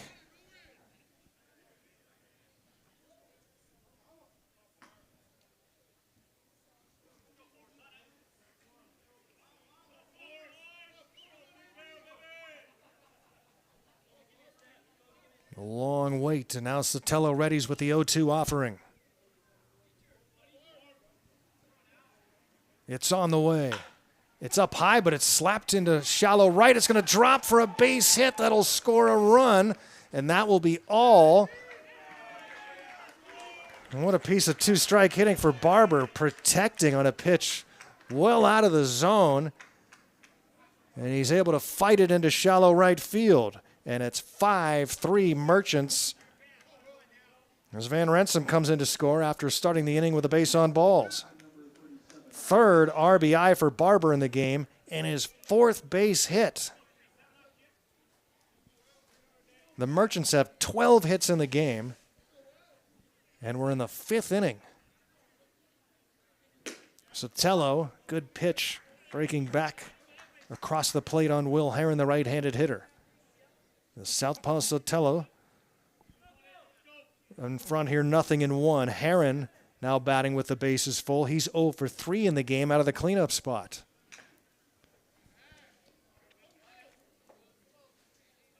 Unbelievable what the top of the order has done for Everett today.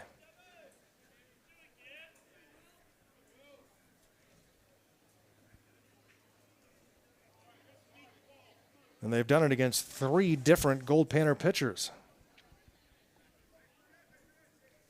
Keaton Chase struggled through 2 2/3, giving up 4 runs on 9 hits.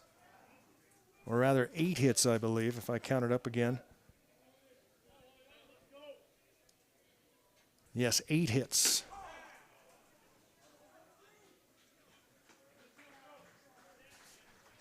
The strikeout of Heron comes at a huge time because now the bases are still loaded, but Jack Johnson, having a 1 for 3 day so far out of the 5 spot, will stand in against Sotelo. He was now starting in front of hitters after head coach Brett Latchman came out to settle him down. Swinging a foul ball, nothing in 1. So it'll be big if Sotelo can get out of this with only 1 run surrendered.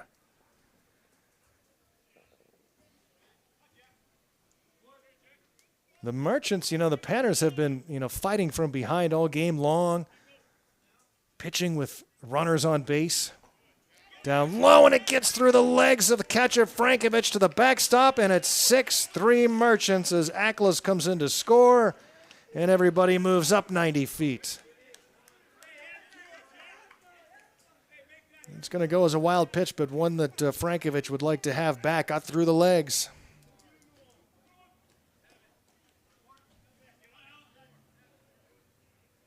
Well, you get that big strikeout, and then a wild pitch brings a run in.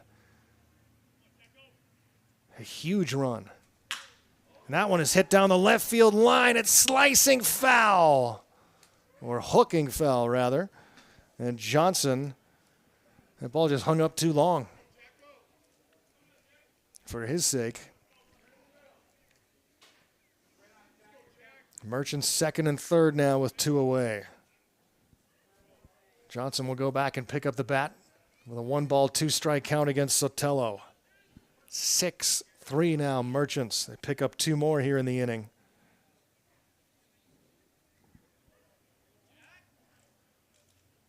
I started to say there, the Merchants,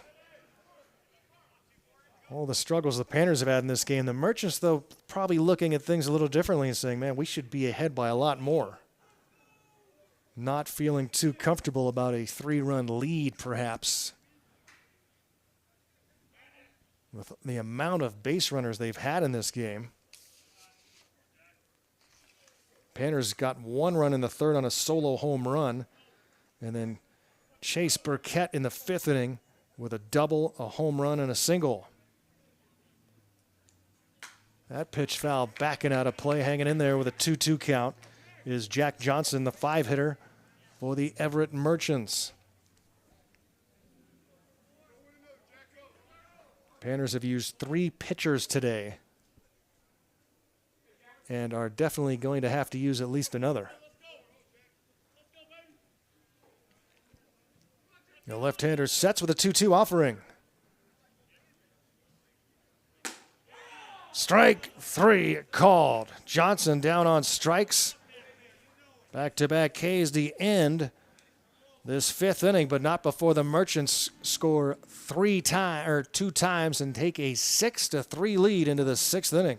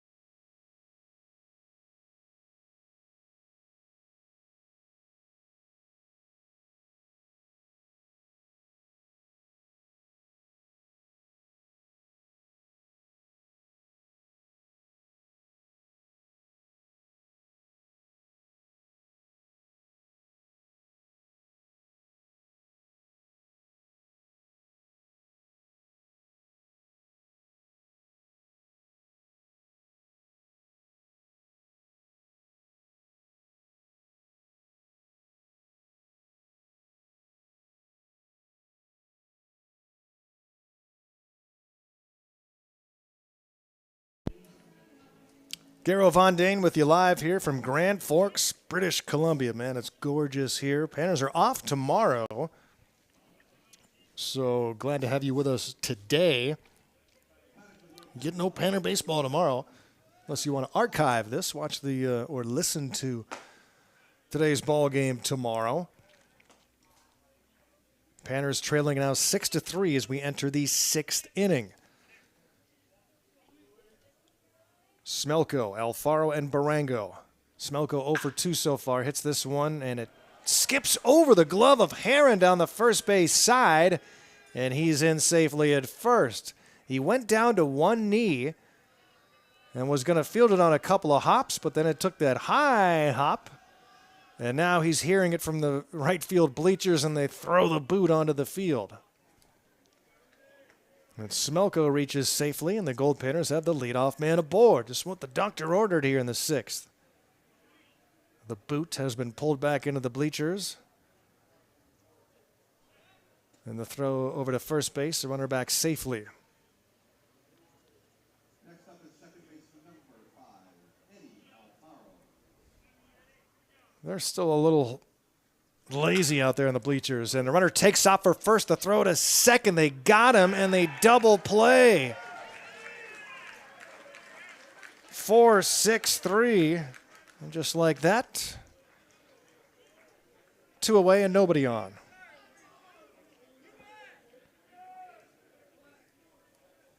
Now Faro hits into the double play, and that brings up Ty Barango now with nobody on. Good work for the new Merchants pitcher, Luis Rivera.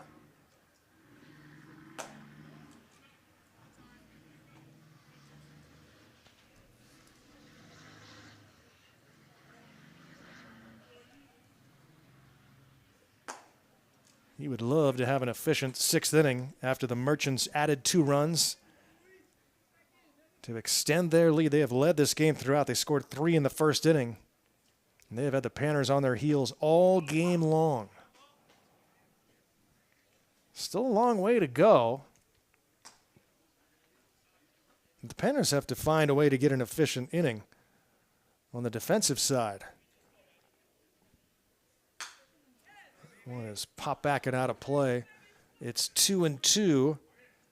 On the Goldpanners shortstop, Ty Barango, who doubled and scored in that 2-run 5th inning, came in on that Peters home run. And that double Barango hit deep right center off the top of the fence. And strike 3 called. Barango knew it. Good work for Rivera.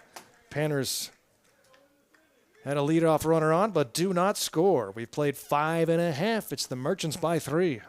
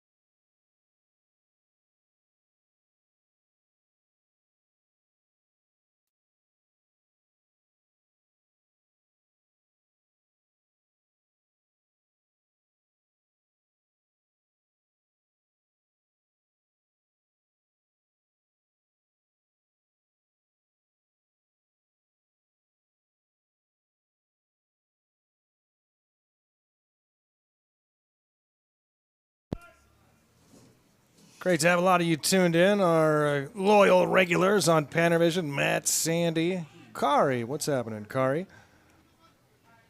And our PA man, Andrew Bunton, is jamming along with us from back in Fairbanks. Daniel Sotelo back on the hill gets a swing and a miss from Alberghini. Kai Alberghini in the 6th spot. 2-run single back in the 1st inning. That made it 3-0. That base hit came with 2 outs and 2 strikes in the 1st. And the Merchants have not trailed since. Ground ball to short. Nice play by Barango after it bounced. He was ready to field it in the middle. It bounced a little bit, and he had to scoop it at the hip. Calmly fields it and throws on to first for out number 1, and a rare first out recorded of the leadoff spot in this game. That's just the 2nd time today the Merchants haven't gotten the leadoff man on. Let's see if Sotelo can settle things down. Gets a swing and a miss from Keaton Fisher, the left-handed hitter. He's 1 for 2 with a walk so far. Merchants with a 6-3 lead, out hitting the Goldpanners 12-8.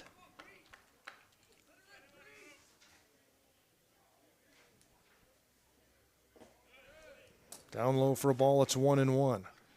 What else do we got here on the chat today? It's a little quiet out there.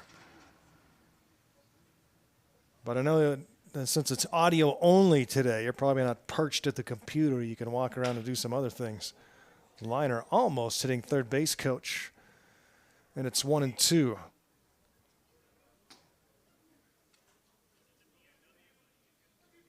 Chris Carlson hanging on the controls back in Fairbanks, too. Got a fancy new job, did Chris. Don't worry, it's not going to take away from his Panner life. Well, suppose it will, because he's not here. But he'll still be running the show with PannerVision. Fancy new job for Chris. Mr. Big Time, they call him. 2 balls and 2 strikes. Fisher, the batter, against Sotelo. Left-handed pitcher from Gonzaga for the Goldpanners. Sophomore. And he misses for ball 4. And a 1-out walk to Fisher. Man, base runners for the Merchants today.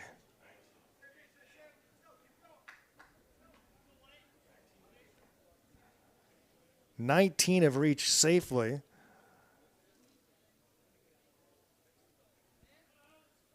For the Merchants through 5 1/3. And the Panners miraculously still in this game, if you look at those numbers.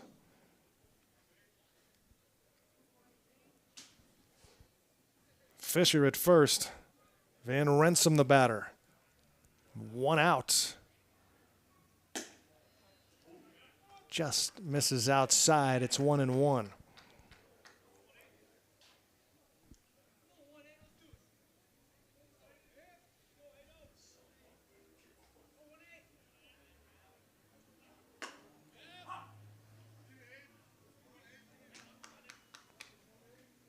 Panners would love to get a double play ball here. They have been within a hair of turning 3 double plays. A tight save calls at first each time.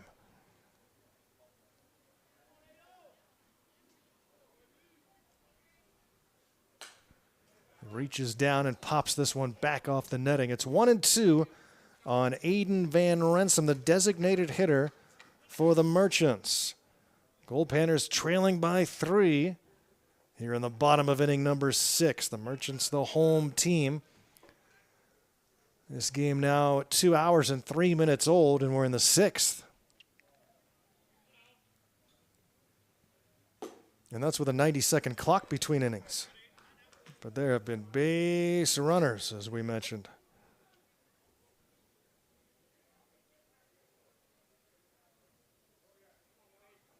Goldpanners with 2 home runs in the game, with just 3 runs. Panners average around 6 per game, so they need to keep the Merchants right where they are. Sotelo now 3 balls and 2 strikes after walking Fisher. The count is full on Van Rensum. Westerlund on deck. And here's the payoff pitch from Sotelo. Hit into left for a base hit. Here come the Merchants again, 2 aboard. 13 hits for Everett.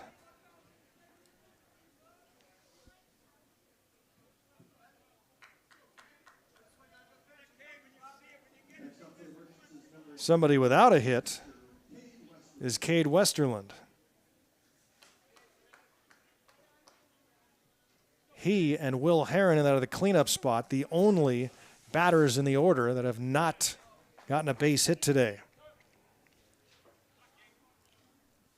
And it's a ball and no strikes on Westerlund, and now the battery mates discuss things. And again, here you are against the number 9 hitter. You have to take care of him here because the top of the order is due up. And those top 3 hitters have been on base 11 times in 12 opportunities. Are you kidding me?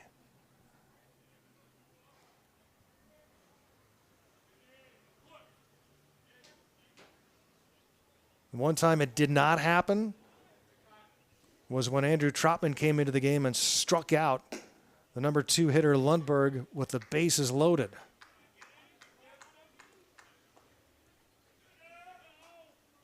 Sotelo falls behind 2 balls and no strikes on Westerlund with 2 Merchants on.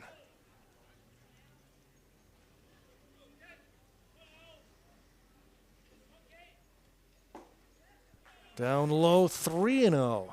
There's nobody in the Goldpanner bullpen. Sotelo's going to have to find a way out of this.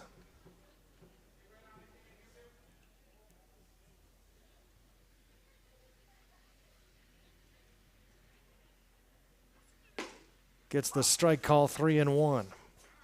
Westerlund 0 for 3 with a strikeout. That strikeout was his only plate appearance against Sotelo.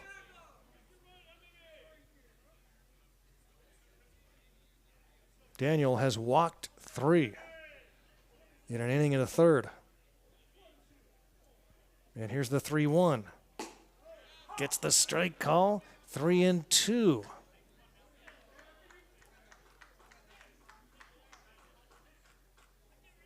Massive pitch coming up here with the top of the order, Zaya Ackles due up. 1 out, runners at first and second. And the 3-2 delivery from Sotelo. Popped up and out of play. It was right there. Westerlund couldn't get on top of it, but he stays alive. Ackles is on deck. He's 2 for 2 with a couple of walks and 3 runs. Sotelo shakes off a sign and readies with a 3-2 offering. Once again to Westerlund. And it's on the way. Just getting a piece of it to stay alive is Westerlund. And when a borderline pitch upstairs. Bo Blacken coaching over at third base and providing the encouragement to Westerlund. Sotelo's going to get some fresh baseballs. And number 40 heads back to the mound to get ready for his 3rd payoff pitch to Cade Westerlund.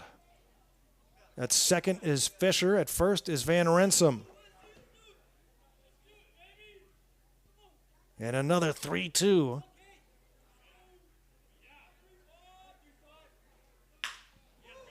Hit to left down the line. That's a base hit. Coming around to score is Fisher. Van Rensum will be held at third. And a RBI double for Cade Westerlund. And look out, the Merchants are in the driver's seat. That brings up the top of the order. Ackles And the Merchants have a 7-3 lead now. They can all but put this game away here now. There's just one out in the inning. Panners finally get the leadoff runner out, but the next three have reached safely. Ackles on base all 4 times. 2 singles, 2 walks. Right up the middle, off the glove of Sotelo, fielded at second, the throw to first. They do get the out at first base. It goes 1-4-3 to get rid of Ackles finally. And now Lundberg will bat with 2 away. The runners had to stay put at second and third. Sotelo can keep the Panners alive if he takes care of Lundberg, who's 2 for 3 with a walk and a run scored. He walked in his plate appearance against Sotelo. And the first pitch on the way is down low for a ball.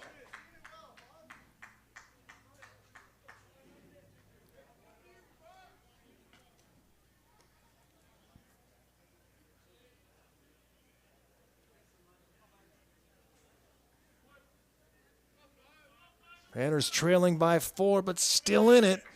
If Sotelo can take care of Lundberg here, the 1-ball pitch. Misses ball 2. Lundberg in front here 2-0. Barber's on deck. You don't want to face him. He's 4 for 4. And the battery mates talking things over again as Frankovich speaking to Sotelo. Sotelo's been shaking off a lot of signs. His control hasn't been what it normally is. That's been an issue for Panner pitchers today. Control.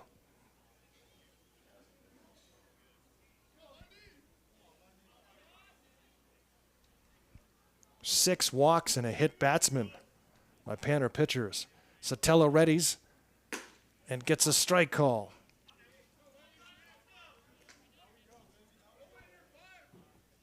Braden Lundberg. Again, Sotelo saying nope, nope. Now he's ready.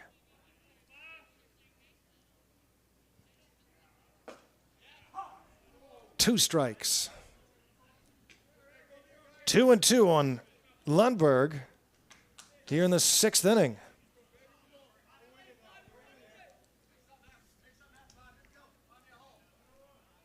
Runners at second and third, 2 away. Time is called after a long look at the signs from Sotelo.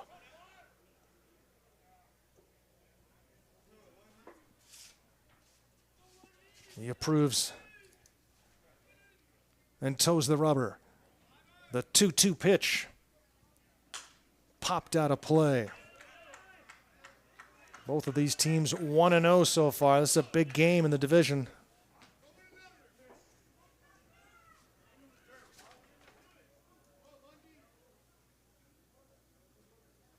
Calgary won earlier today.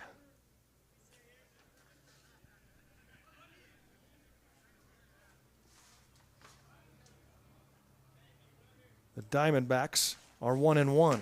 Swing and a miss. Sotelo strikes out Lundberg. Boy, with all that's gone wrong today, Panners have had some huge strikeouts when they needed them most.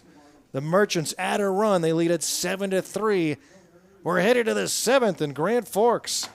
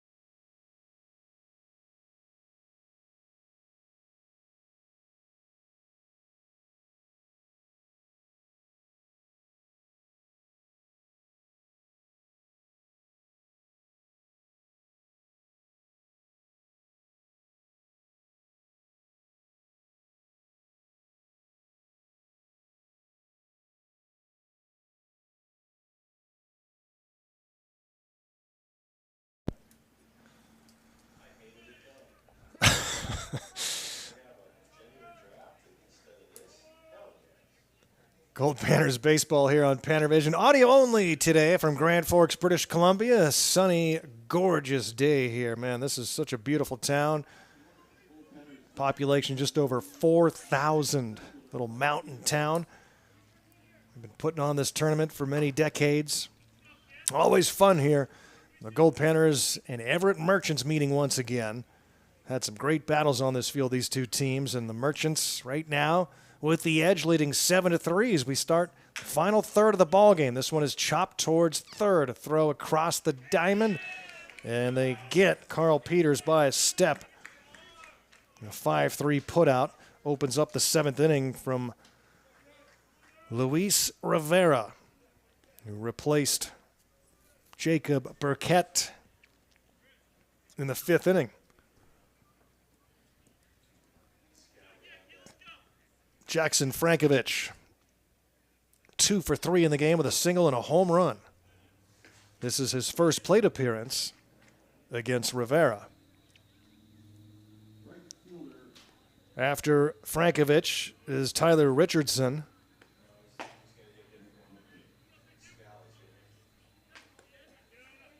Richardson does not have a bat, though. Panners will pinch hit for him, it looks like, regardless.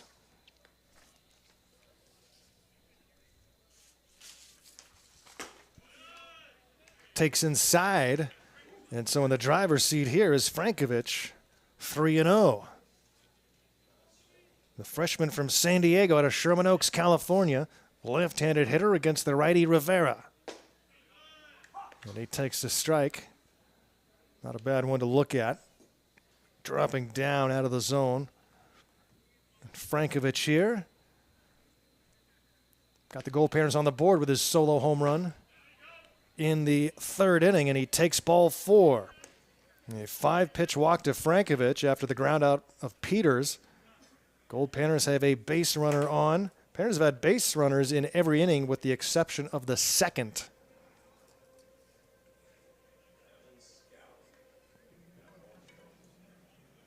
So the pinch hitter is Evan Scally, number 22.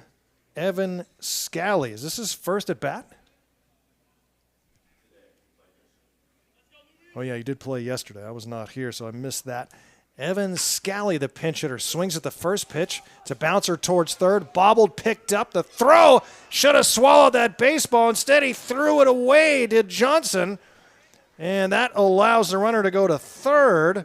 And safely on at first is Scally.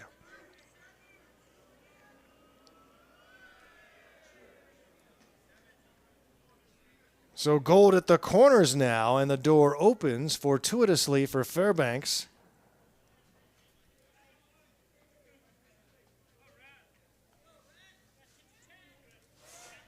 Really should not have thrown that baseball. No reason to there for Johnson. He charged that baseball.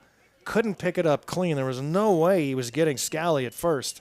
And now Gold at the corners with one out and an opportunity here for Goldpanners. Trailing by 4 in the seventh inning. It's getting late.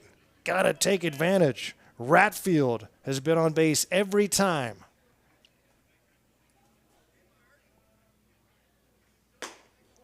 Up and away, throw to first. Runner back safely, but not by much.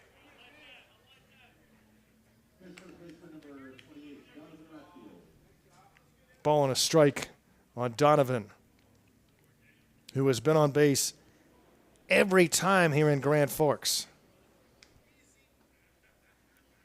7 for 7 getting on base. He's 2 for 2 today, was hit by a pitch. Takes up high, it's 2-1.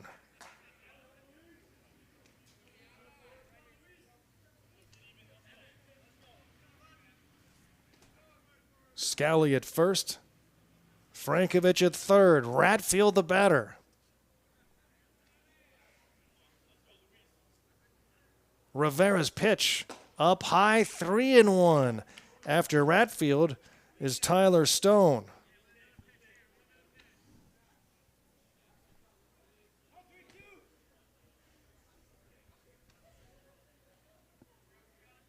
And the 3-ball, 1-strike pitch to Ratfield. Swung on, hit to the right side. A backhanded stop at first. They'll take the out there. Goes 3 unassisted. Over to second goes Scally. And now it's all up to Ty Stone. 0 for 3 so far today. Couple of strikeouts and a ground out to first. In each plate appearance, he's come up with runners in scoring position.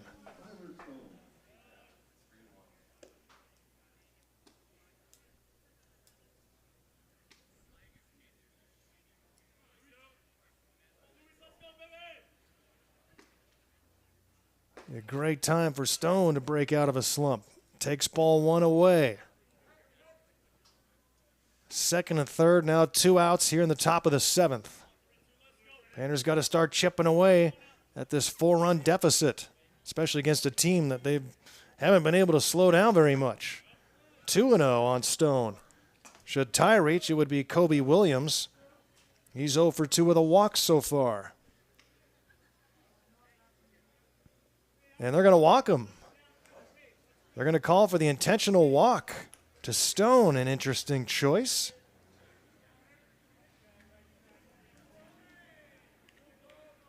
And so they choose to face Kobe Williams instead of Stone. Williams 0 for 2 with that walk, as I mentioned. He struck out looking in his only plate appearance against Rivera. The base is full with 2 outs, and he starts with a breaking ball, strike 1. Very important moment in this game. The Panners trailing by 4 in the 7th inning with 2 outs, and Williams didn't miss by much, 1-1.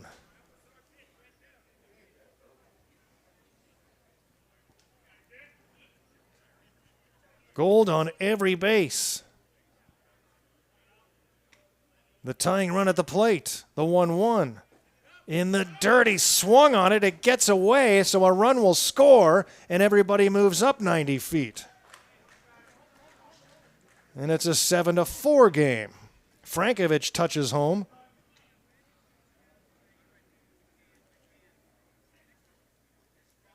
Over to third goes Scally, and Stone to second base.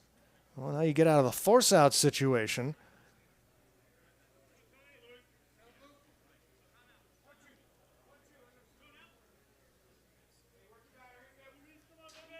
And it's 1-2 now on Williams. He swings. It's a high chop. This one's trouble, and it gets through for a base hit. Scally comes in to score. Here comes Stone behind him, and it's 7-6 now. The Panners back to within 1. Williams drives in a pair with a chop single up the middle. And now Eric Smelko will stand in. Wouldn't this be something if the Panners were able to pull this game out? Next up, left fielder number 7, Eric Smelko. They've been hanging around by a thread. But they've rallied here for 3. And the inning is a weird-looking one on your scorebook. A walk, 2 errors on 1 play by third baseman Jack Johnson, an intentional walk, and then a 2-run single with 2 outs and 2 strikes. 1 base hit in the inning, and 3 runs have scored. Smelko swings and hits this one high to right center field, going back to the fence and making the catch with his back to the wall as the center fielder, Ackles. Man, oh man, that ball a few feet away from giving the Goldpanners the lead. Instead, we'll go to the 7th inning stretch, and the Panners trail it now 7-6.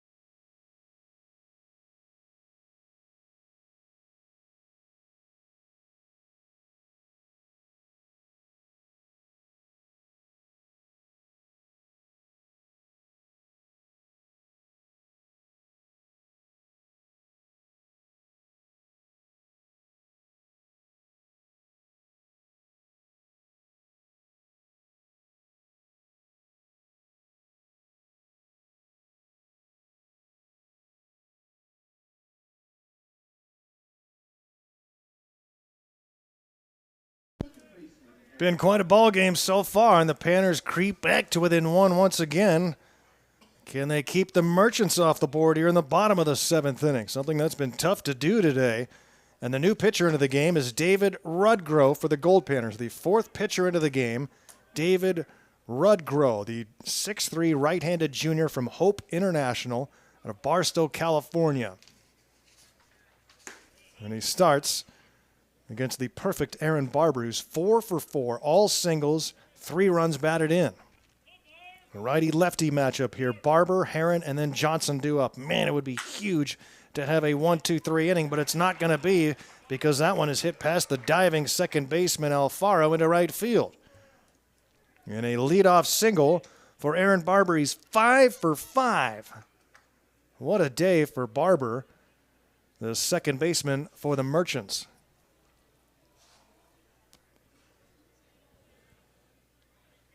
Will Herron. Well, let's see. Yeah, it's going to be Will Herron. He's listening to some words of advice from Harold Pyatt.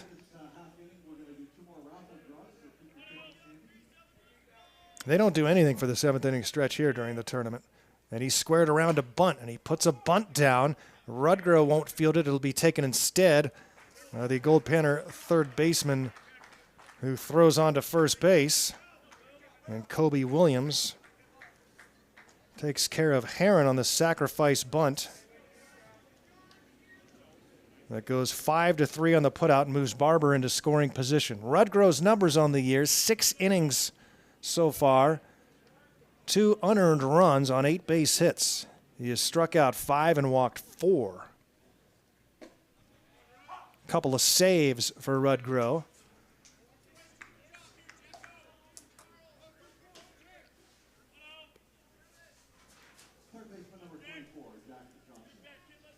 Jack Johnson is 1 for 4 today. He bats with a runner in scoring position. So Harold Pyatt going to small ball here in the 7th inning of a game that has 13 runs on the board.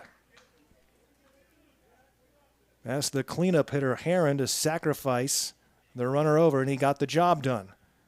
Herron, though, was 0 for 4 in the game before that sacrifice. The only batter in the order without a base hit. Swing and a miss. And Rudgrow strikes out Johnson for out number 2.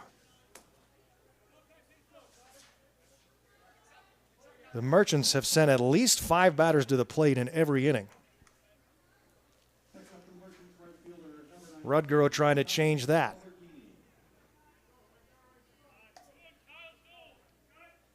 A 7-6 lead for the Merchants in the bottom of the 7th. Don't go anywhere, friends. There's no game tomorrow. You got to drink it all in today. And we've got a very good one going on between the Everett Merchants and the Alaska Goldpanners here in Grand Forks. Curveball swing and a miss. Alberghini had that huge 2-out single in the first inning. But since then, 0 for 2 was hit by a pitch. Rudgrow checks the runner at second, throws that breaker again and gets a foul ball. And there's 2 strikes and 2 outs in the inning.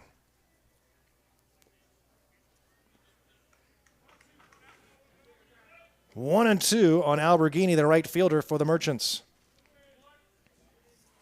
Boy, Smelko was inches away from giving the Goldpanners the lead with that deep shot to right in the top of the 7th. Throws one down low in the dirt for 2 and 2. Should Alberghini reach, it would be Keaton Fisher. As the Merchants start to sweat a little bit. Been saying it all game long. They've had so many opportunities to really build on their lead. The Panners have been just hanging around some big timely strikeouts. Swing and a miss. Rudgrow strikes out Alberghini, and the Merchants do not score here in the bottom of the 7th. A great shutdown inning for Rudgrow after the Panners score 3 in the top half. We're going to the 8th. It's 7-6 Everett.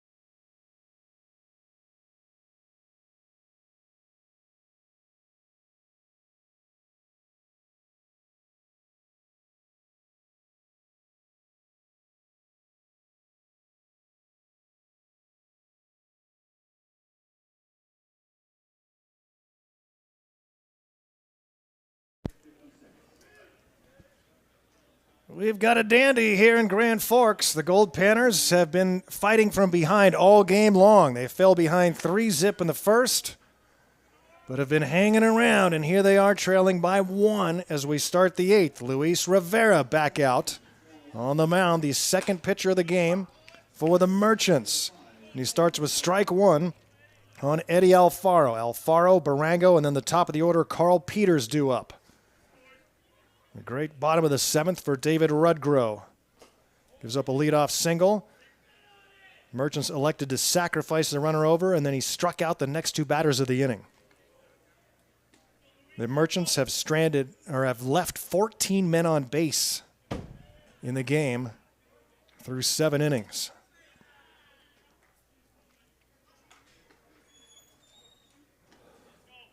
"15 hits, 14 men left on base. But they still lead it here 7-6. And it's 2-1. Swung on, hit to right. Just a couple of steps in, though, and able to make the catch. It is Alberghini. That's the first out of the inning. Alfaro an 0 for 4 days so far. Here's Ty Barango, 1 for 3 with a double and a run scored. I talked about how many times the Merchants could have added on to their lead and really gotten far out in front. Swung on right back to us for strike 1. On 6 occasions today, Goldpanner pitchers have struck out the final batter of the inning with runners in scoring position. 6 times.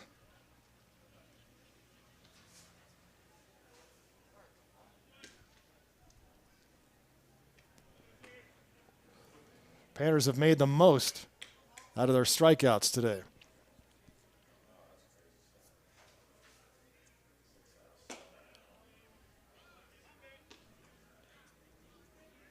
Ball and a strike on the Goldpanner shortstop, Barango. Rivera entered the game in the 5th. Pitches here in the 8th that gets a swing and a miss. On some high heat, it's 1-2. Panthers have 5 outs left, and they trail it by 1.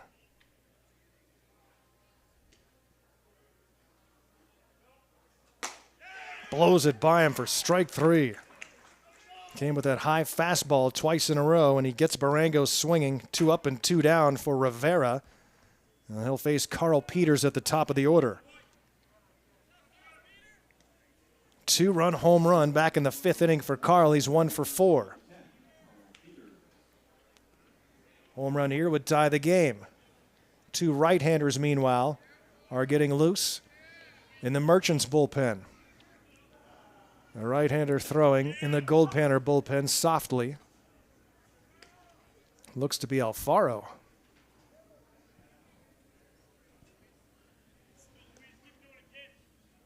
Peters trying to extend this inning, swings and misses at a pitch in the dirt. And he's in the hole, 0-2 on Rivera.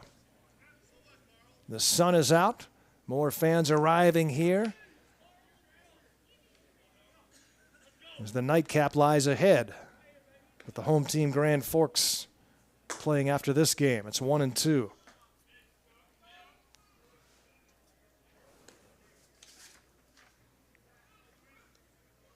There is a video feed here from Grand Forks that you can find through their website.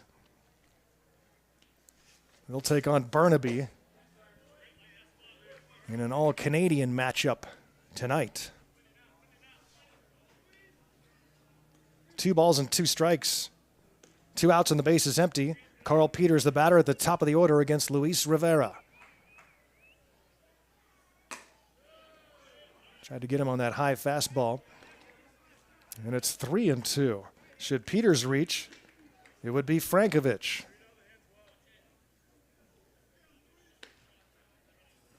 Two Goldpanner home runs, and it came awful close to a couple of more today. Now the payoff pitch.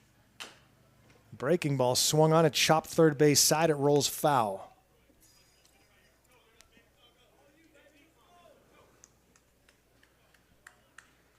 A 7-6 lead for Everett.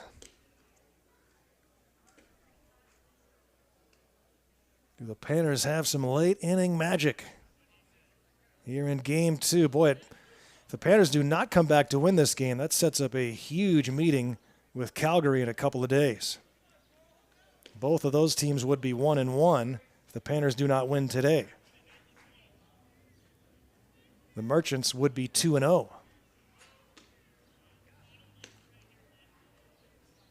Way up high for ball 4. Inning continues.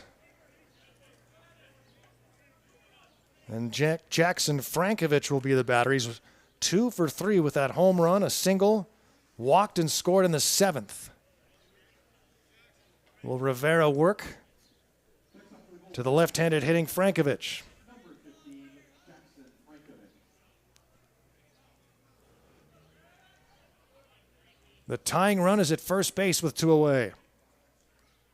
The first pitch from Rivera misses inside for ball 1.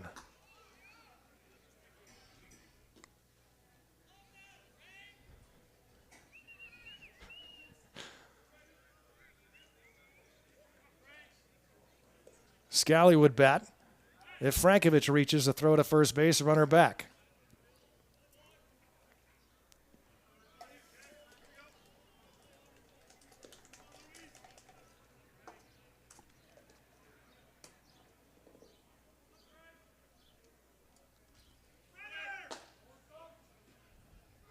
Misses for ball 2.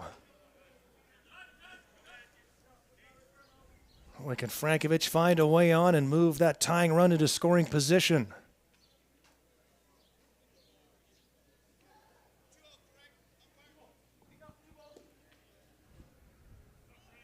Two and 0 on Jackson Frankovich, the Goldpanner catcher.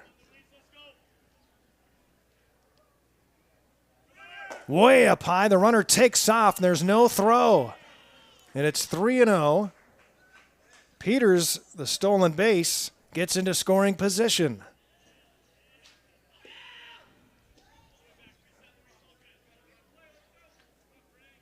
Is this the last batter for Luis Rivera? Frankovich in the driver's seat. 3 balls and no strikes. A base hit could tie the game. Swings and misses the ball off the glove of catcher Westerlund, so jogging to third base is Peters. Now any base hit assuredly ties the game. And it's 3-1. That was going to be ball 4.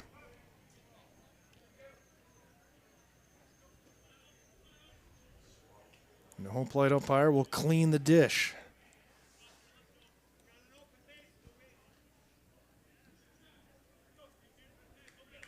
Now a 3-1 count on Jackson Frankovich. Fouls this one back. It's 3-2. The tying run 90 feet away. And a base hit here, and we got a brand new game in the 8th inning. Evan Scally hoping for a chance. He's on deck. The payoff pitch.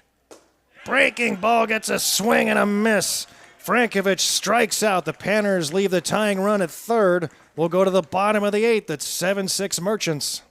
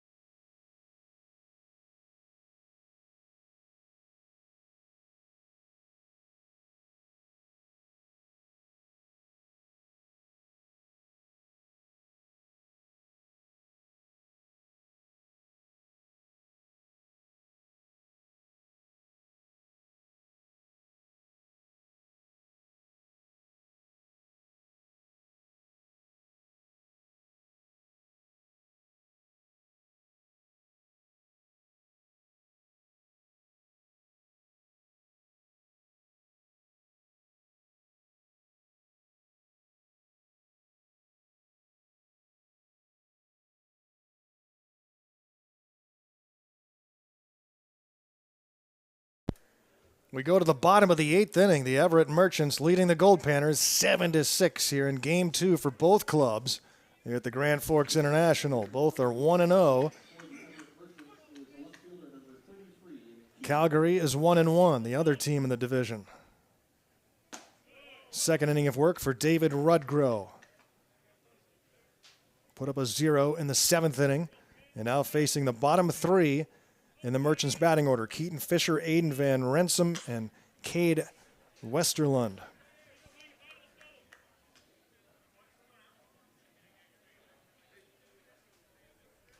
Lots of base runners tonight for the Merchants. But they've left 14 of them on. They have scored 7, one more than the Goldpanners, and we're in the bottom of the 8th. Panners had the tying run at third base with 2 outs in the top of the 8th, but could not score. Good pitched breaking ball in the inside corner. And it's 2-2 on Fisher. He's walked twice in the game. Officially 1 for 2. Righty-lefty matchup up and away, 3-2.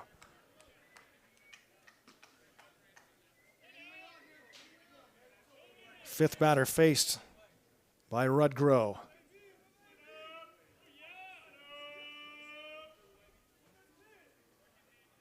Swung on, hit foul. And he will have to ready with another payoff pitch to Keaton Fisher of the Merchants.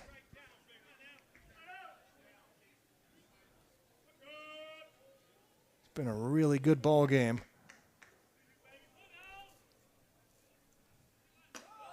That one gets away from Rudgrow and he loses Fisher. Ball 4, the 3rd time Fisher has walked in the game.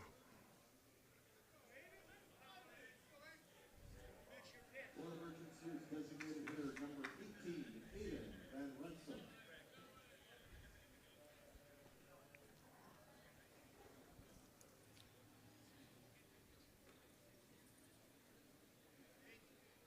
Seven walks issued by Goldpanner pitchers in the game, also a hit batsman. And here comes head coach Brett Latchman, and he's going to make a change here. Alfaro is going to come in from second and pitch. Alex Garcia looks like he's going to take over at second.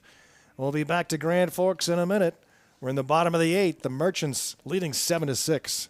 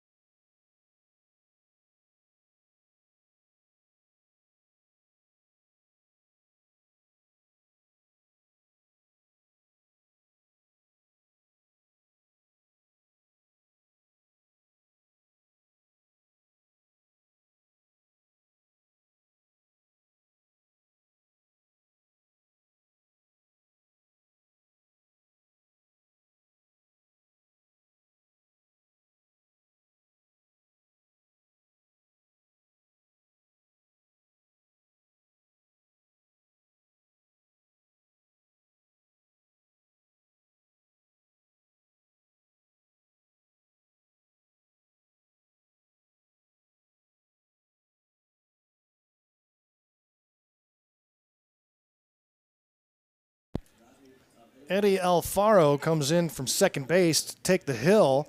The 5'9" freshman right-handed pitcher from Cal Baptist. Alex Garcia takes over for him at second base. A runner at first for the Merchants.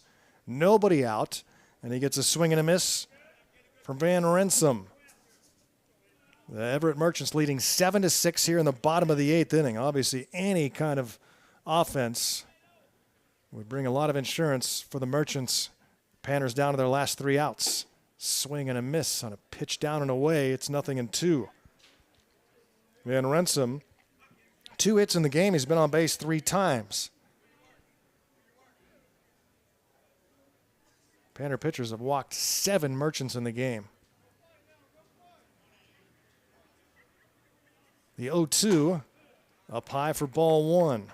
After Van Renssum is Westerlund.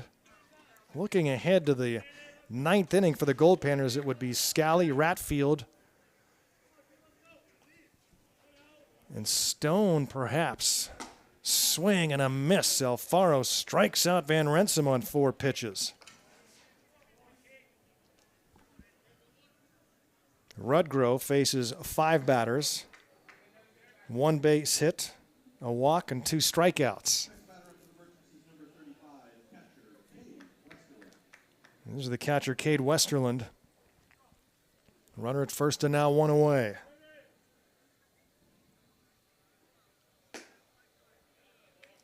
Held off on that slider away. It's 1-0. Westerlund, a 1 for 4 day. RBI double in the 6th inning. That is the difference in the game. Panners have trailed throughout. Fell behind 3-0 in the first. But have been hanging around. They battled back to within 1 with a 3-run 7th inning. Just misses. 2 balls and a strike. And Westerlund. Ackles due up.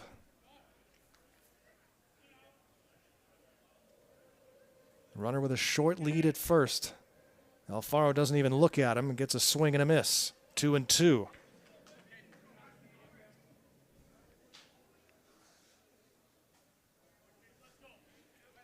"11 strikeouts for Panner pitchers. 7 walks and a hit batsman. And 11 Ks.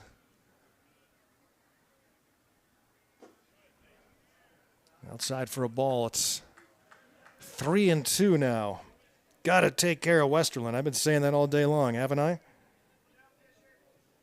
Because that murderer's row there at the top of the order is due up. 1 out. Runner at first. Here's the payoff. Swing and a miss. He strikes out Westerlund. A huge one here for out number 2. 12 strikeouts for Panner pitchers.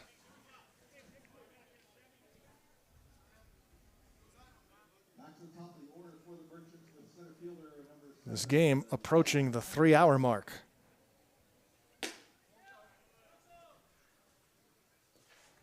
Next game's going to start a little bit late.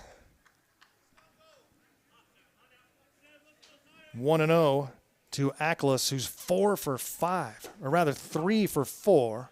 Nope, scratch it. I can't read my own writing. He's walked twice in the game. He's got 2 base hits.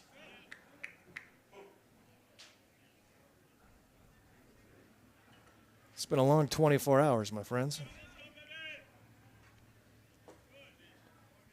Takes a little off it and misses outside for a ball. 2-1 to the Merchants center fielder, Isaiah Ackles.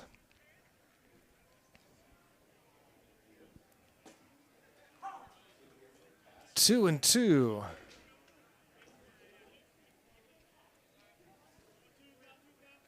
And now 1 strike away from giving the Goldpanners 1 more chance in the 9th. The 2-2 from Alfaro.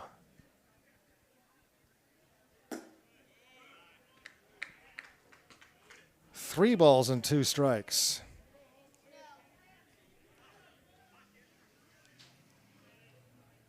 And a payoff pitch from Alfaro. The runner at first not going anywhere. Swing and a miss. Alfaro strikes out the side after the leadoff walk issued by Rudgrow. And here we go. We're headed to the ninth. The Panners trail it by 1. Last chance when we return.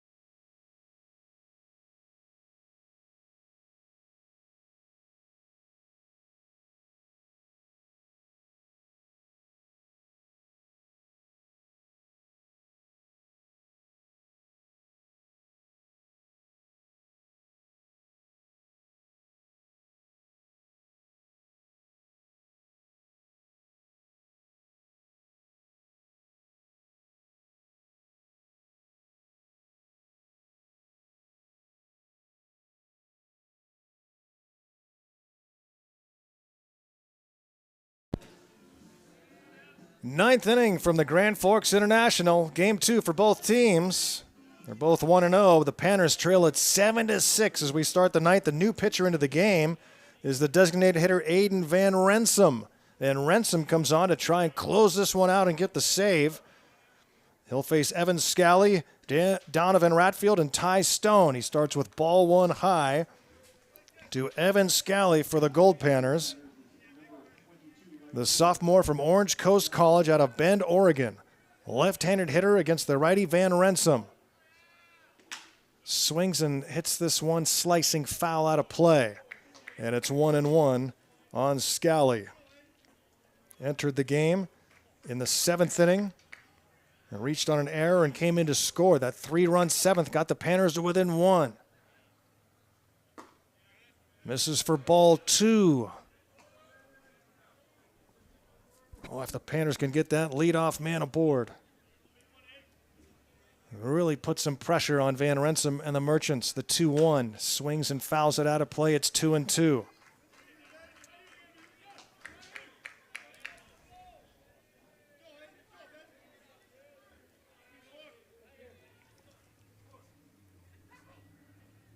Shaking off signs is Van Rensom, and now he readies. The 2-2. Breaking ball is grounded softly to third. Up and throwing on the money is Johnson. He takes care of Scally. The 5-3 putout, 1 away. Donovan Ratfield, a 2-for-3 day so far with a double, was also hit by a pitch. Next up for Alaska, number 28, first baseman Donovan Ratfield. Logan Redeman is on deck in the DH spot.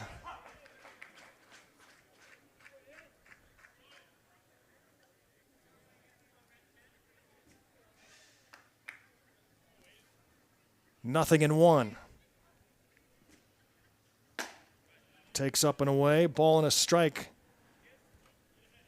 to Ratfield. 1 out in the 9th inning and a 7-6 lead for Everett. Way outside, breaking ball. It's 2-1. Donovan Ratfield for the Goldpanners, the junior from Gonzaga. Trying to give the Goldpanners a base runner and put the tying run on. Way up high, 3-1.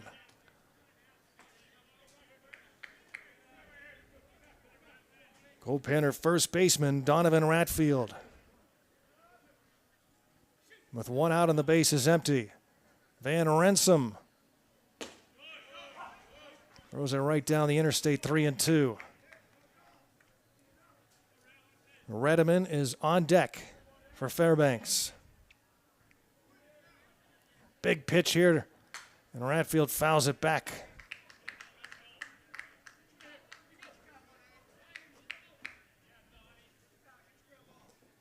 Good battle here between Van Renssum and Ratfield for the Goldpanners. Another payoff pitch. Upstairs, ball 4.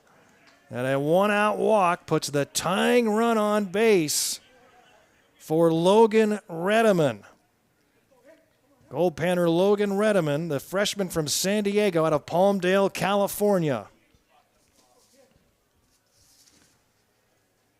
Batting .256 on the year with 11 runs batted in. The umpire making a notation of the lineup change with Redeman batting in the 5 spot where Ty Stone was as the DH.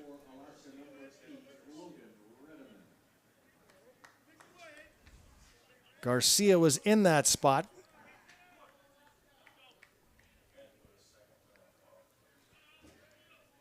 And with one out, the tying run is at first base. Here's the first pitch to Redeman. In for a strike. 0-1 from Van Renssum. He came out to pitch this 9th inning. Just trying to pitch the Everett Merchants to a 2-0 record here at the tournament. The 0-1. Hit high into right center field. It's carrying back, but I don't think there's going to be enough on it. It's caught in front of the fence by center fielder Ackles. Too far underneath it. And Redeman is out number 2. The Panners down to their final out. Kobe Williams. The last hope for Fairbanks. This game now at the 3-hour mark at 7:21 local time.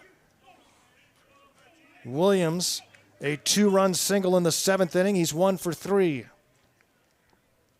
The last chance for the Panners with the tying run at first. Top of the 9th inning. Van Renssum, righties with the first pitch to Williams. And that curveball is popped up, shallow right field, long run, and on the run, making a basket catch is Alberghini for the final out of the game. And the Merchants hang on by the skin of their teeth, and they will earn a 7-6 victory over the Goldpanners, who battled all game long, trailed from the beginning, and just couldn't quite tie the game. And the Panners will fall to 1-1 here at the tournament, and that sets up a huge game with Calgary in a couple of days. Panners will be off tomorrow, and then it'll be Goldpanners and Calgary, the Diamondbacks, on Friday afternoon. Man, oh man. That'll be Coquitlam at 1 p.m. on Friday. Had that mixed up. So the Panners will take on the Coquitlam Angels at 1 p.m. on Friday. And that game will start at 1 because it's the first game of the day. That will be our next PannerVision broadcast. And the next game here tonight, the Burnaby Bulldogs against the Grand Forks Slag Dusters in a Battle of Canada. And some big games coming up tomorrow. The Panners will be off. The Merchants will play Grand Forks tomorrow in the night game at 7:30. And Everett hangs on to defeat Fairbanks here today by a final score of 7-6. That's going to do it for us here from James Donaldson Stadium in Grand Forks, British Columbia. For John Lorkie pitching in and Chris Carlson back in Fairbanks, I am Garrow Von Dane saying so long from Grand Forks for tonight. We'll see you on Friday, 1 p.m. Pacific time, as we take on the Coquitlam Angels in what becomes a big game for the Goldpanners. Thank you so much for joining us. Tune in on Friday and turn on and pan out. The Merchants defeat Fairbanks 7-6. That's your final. Good night, everybody.